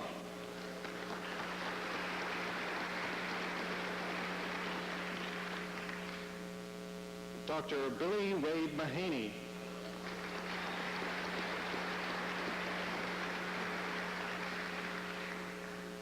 Dr. Matthew Joseph Markison.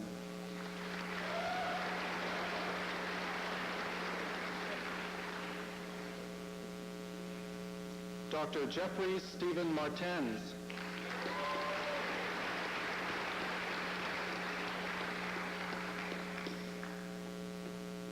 Dr. Julia Christine Masters.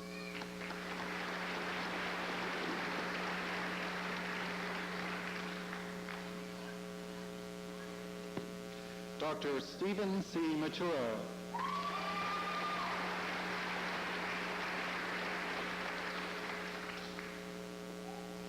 Dr. Edward Lawrence Mazahowski II.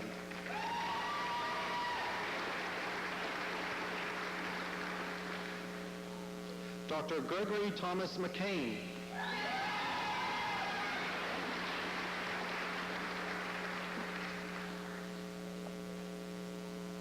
Dr. Jeffrey Harold McClellan.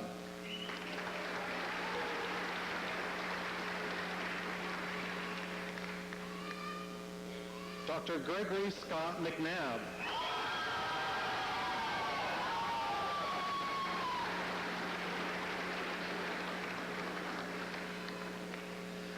Dr. Peter Greg Michelson.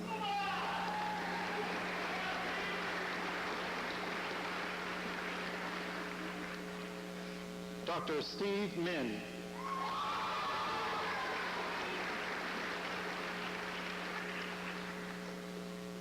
Dr. Jeffrey William Malloy.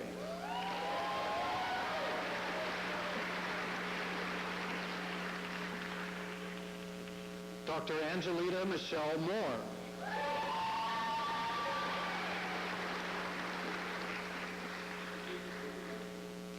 Dr. Joshua Chaim Morgenstein.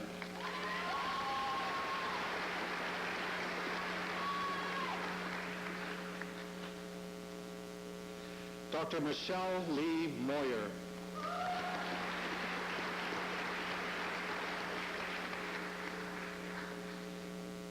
Dr. Brett Allen Nelson.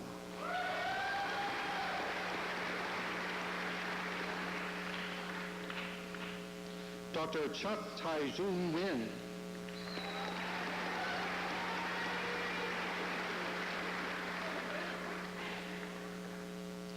Dr. Con Van Wyn.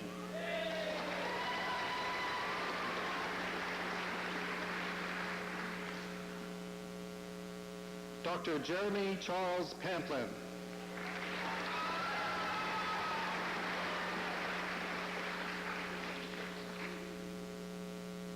Dr. Patricia A. Pankey.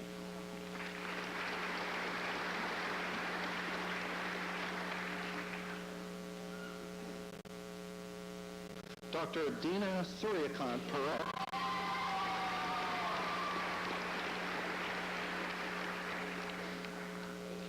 Dr. Paresh Ran Patel.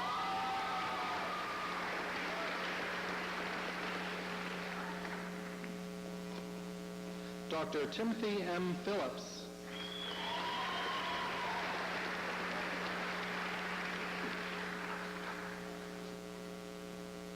Dr. Gerald W. Platt.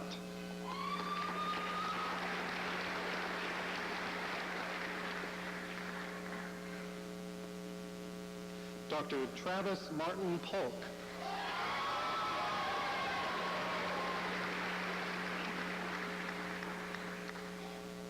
Dr. William Daniel Porter.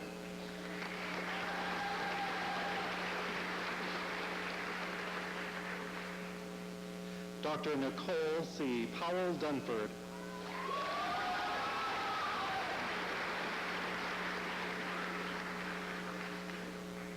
Dr. Erica D. Radden.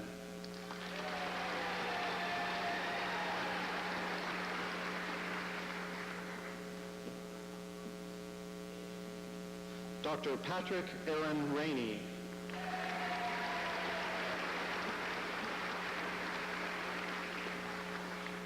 Dr. Carolyn Ann Ryman.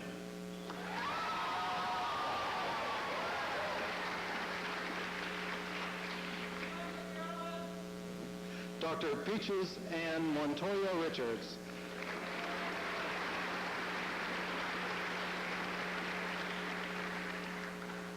Dr. Mark Allen Robinson.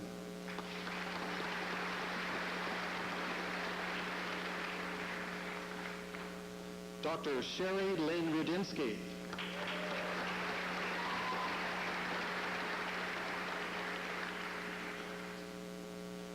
Dr. Jeffrey N. Smith.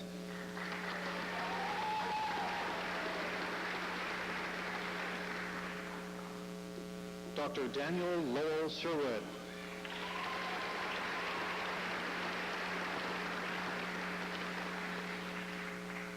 Dr. Michael T. Shoemaker.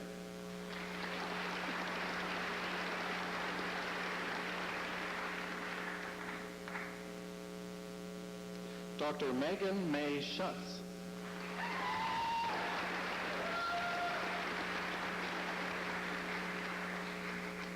Dr. Leanne Catherine Schenko.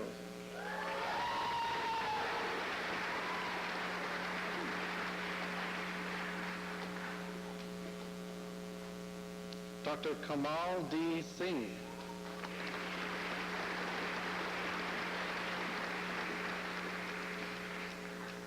Dr. Eugene Kim So.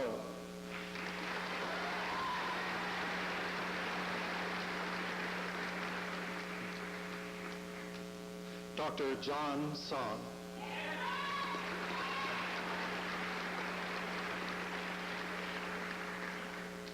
Dr. Shane Christopher Stokes.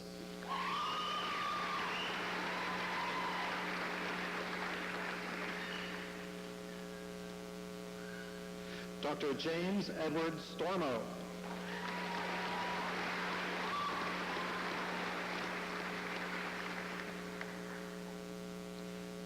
Dr. Abraham W. Sir.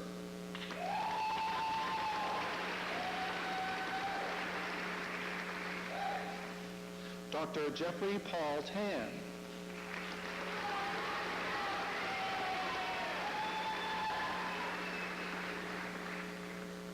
Dr. Kenneth Albert Terhar.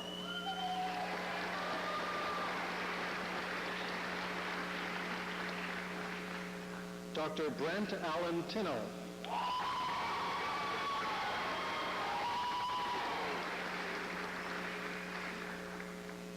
Dr. Don McDowell Torres.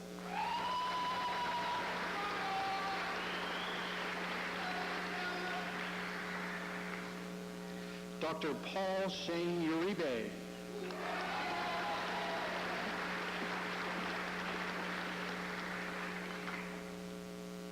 Dr. Amber Louise Bay.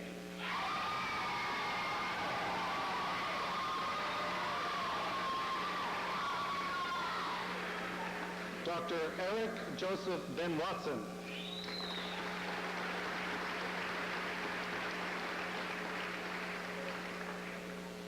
Dr. John Wade Vincent.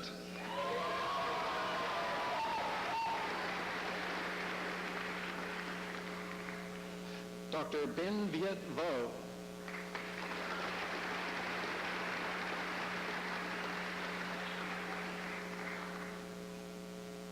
Dr. Eric Paul Vogue.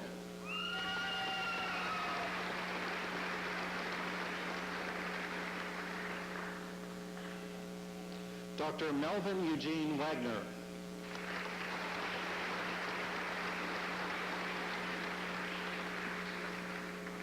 Dr. Bruce Jonathan Webb.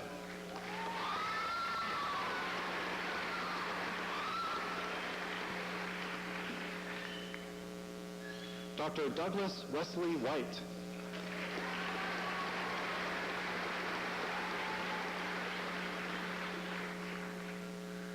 Dr. Kevin Michael White.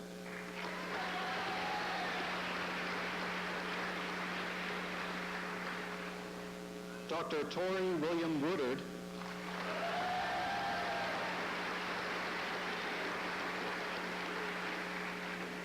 And Dr. June S. Yoon.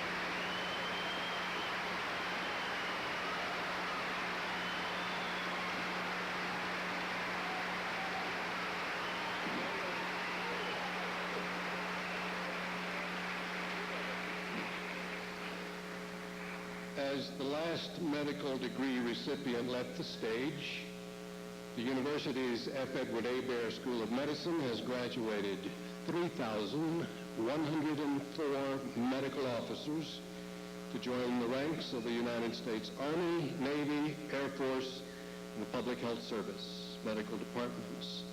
Additionally, the School of Medicine has conferred 668 basic science degrees, including 67 Masters of Science, 356 Masters of Public Health, 25 Masters of Tropical Medicine and Hygiene, 2 Masters of Military Medical History, 5 Doctors of Public Health, and 211 Doctors of Philosophy. The Graduate School of Nursing has conferred 165 Master of Science in Nursing degrees.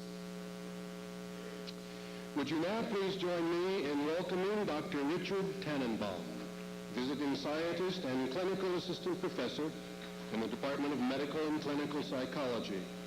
He has chosen to sing for us America the Beautiful in honor of all of the graduates today. Dr. Tannenbaum. Oh, beautiful for spacious skies, for amber waves of grain, for purple mountain majesties above the fruited plain. America, America, God set his grace on thee, and crown thy good with brotherhood, from sea to shining sea. Oh, beautiful for pilgrim feet who stern impassioned stress, a thoroughfare for freedom beat across the wilderness. America, America, God mend thine every flaw, confirm thy soul in self-control, thy liberty in law. Oh, beautiful for heroes proved in liberating strife,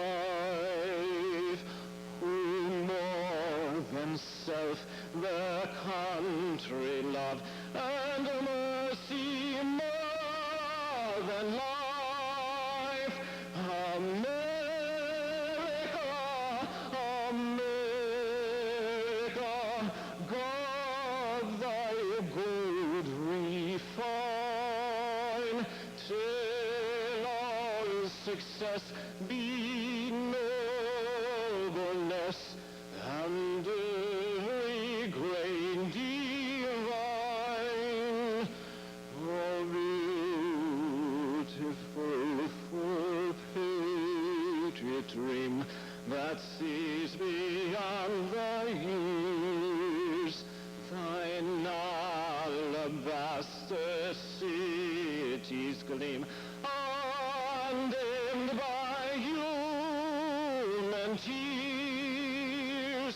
America, America, God set his grace on thee, and crown thy good with brotherhood, from a sea to shining sea.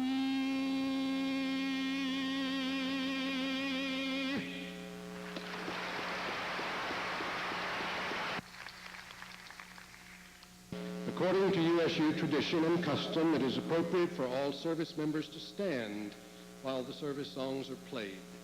Would all uniformed service members on the stage and in the audience please stand now and remain standing while the band has completed the medley.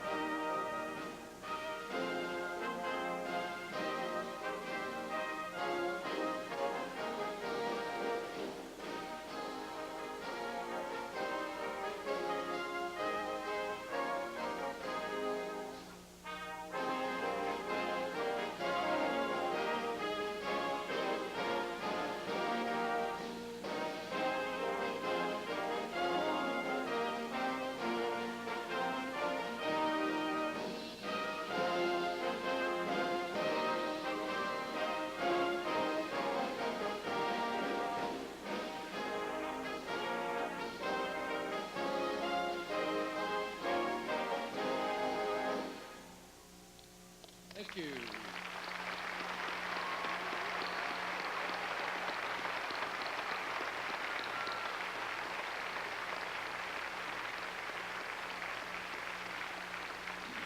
Will you be seated, please? Having received their doctoral degrees, these 150 members of the medical class of 2001 have turned in their academic robes and now wear their service uniforms to take their oaths as commissioned officers in their respective service. The Surgeons General or their representatives will now commission the graduates in their respective branch of service. Major General Timbo.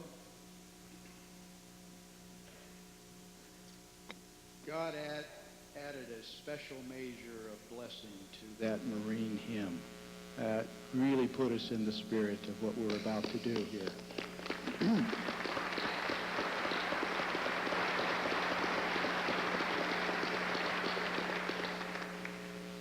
On behalf of the Chief of Staff of the Army and the Army Surgeon General, congratulations to all the new captains in the Medical Corps. You really look great, about to begin your lives as medical officers. Today you take two oaths. The first one, the Hippocratic Oath, which you have just taken. President Thomas Jefferson told us that the health of the people is really the foundation upon which their happiness and power as a state depends. That is a great and noble mission. You have an additional measure of responsibility represented in the second oath, which you are now to take. Since the beginning of America's armed forces, our nation's senior leaders have told us that the preservation of the soldier's health should be the commander's first and greatest care. That, too, is a great and noble mission. I wish you well in your quest as you begin this as an Army medical officer. Will the Army officers please rise?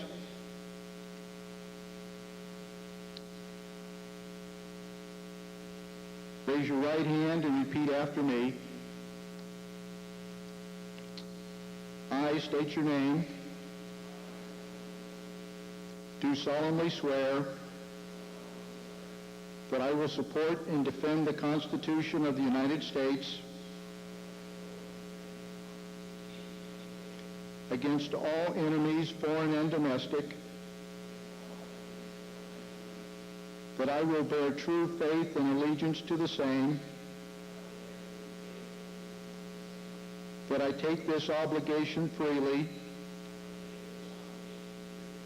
without any mental reservation or purpose of evasion, and that I will well and faithfully discharge the duties of the office upon which I am about to enter. So help me God. God bless you all. Please be seated.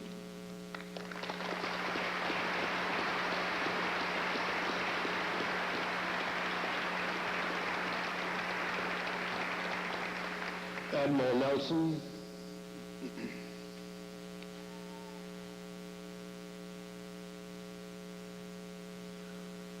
Will the United States Navy graduates please stand?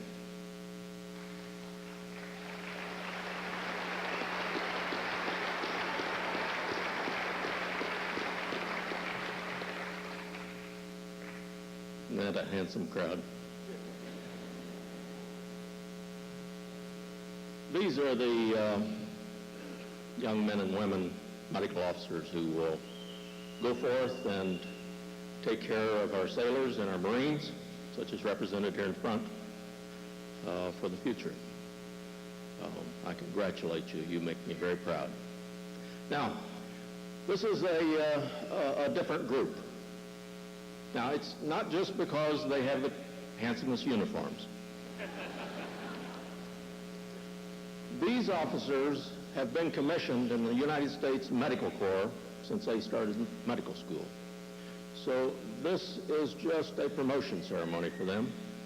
They go from ensign to lieutenant. Most ensigns would like to make that leap. It took them 4 years, though. If you'll raise your right hand and repeat after me. I, and state your full name,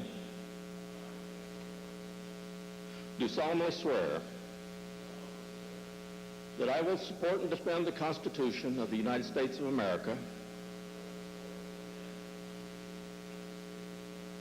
against all enemies, foreign and domestic, that I will continue to bear true faith and allegiance to the Constitution and the country whose course it directs, and that I take this obligation freely, without any mental reservation. So help me God. Congratulations.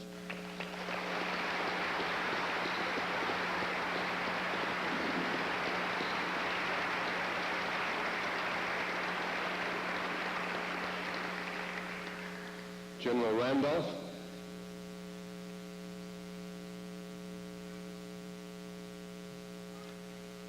I don't think I realized that that was as different as it is. That was refreshing.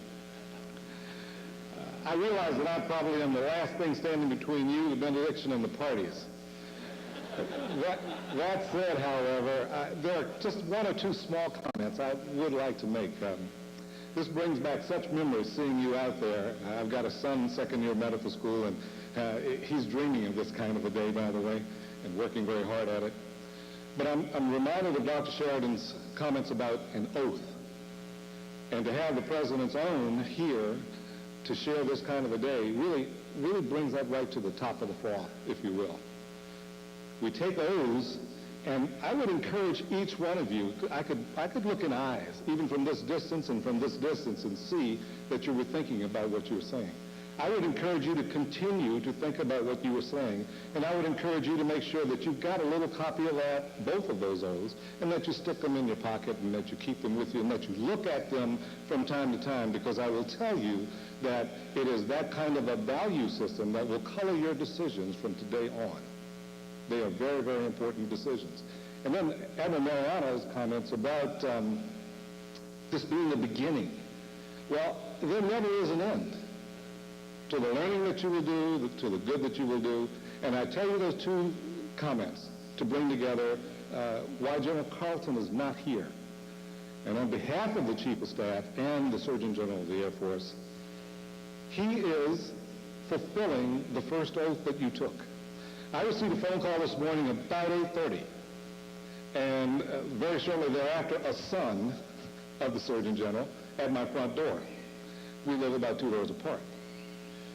Luke came up and said, General Randolph, can you possibly go and replace General Carleton this morning, because he received a phone call an hour ago from one of his patients, a patient in fair extremis.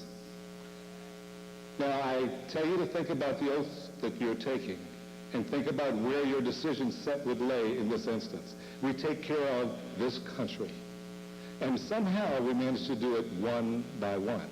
So today, General Carleton is taking care of a patient that is his patient, who is part of the aggregate of us all. I think he made the right decision. The last comment that I would make has to do with Jason's comments about his fear. And I know all of you are thinking about that. Oh, my Bushmaster, what am I going to do when I get out there? Let me tell you how I feel. I have none whatsoever. I have nothing but confidence and a level of comfort that you wouldn't believe, and it gets better every time I go to the university. And when I look out at you, I feel very, very good about our future with each of you that have passed over this stage. So with that said, I would like for the Air Force members to please stand. I don't know, that kind of like blue.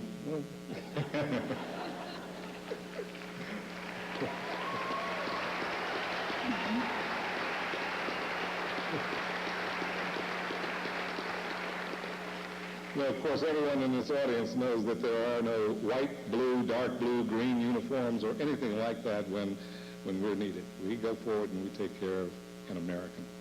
I'm really proud to say that. Please raise your right hand and repeat after me. I, and state your name, do solemnly swear that I will support and defend the Constitution of the United States against all enemies, foreign and domestic, that I will bear true faith and allegiance to the same, that I take this obligation freely, without any mental reservation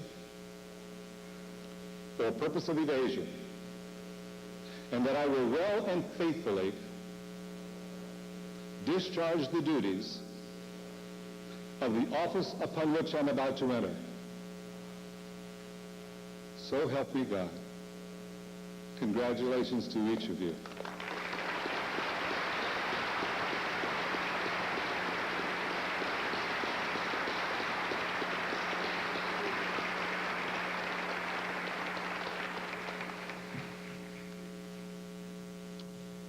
Ladies and gentlemen, please rise for the benediction and remain standing for the alma mater.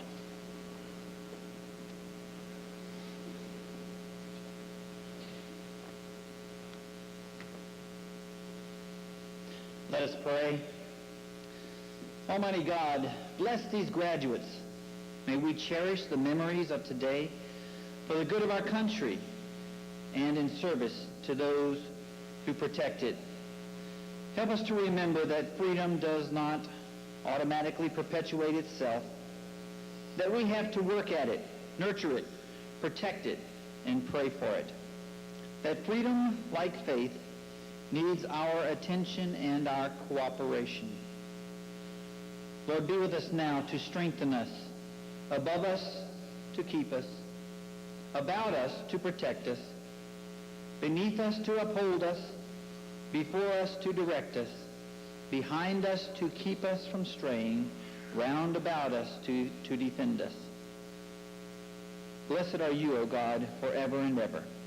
Amen.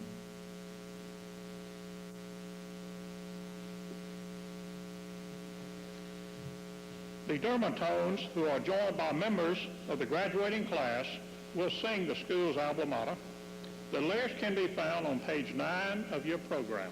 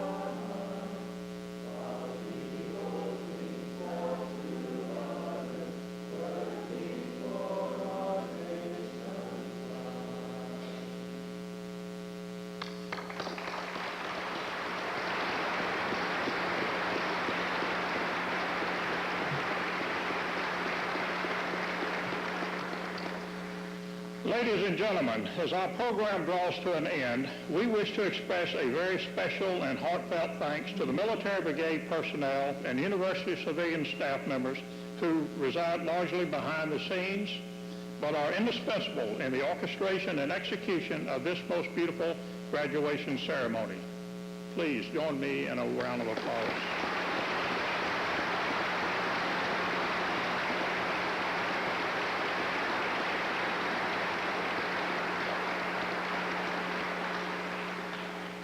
This concludes the commencement ceremony for the class of 2001.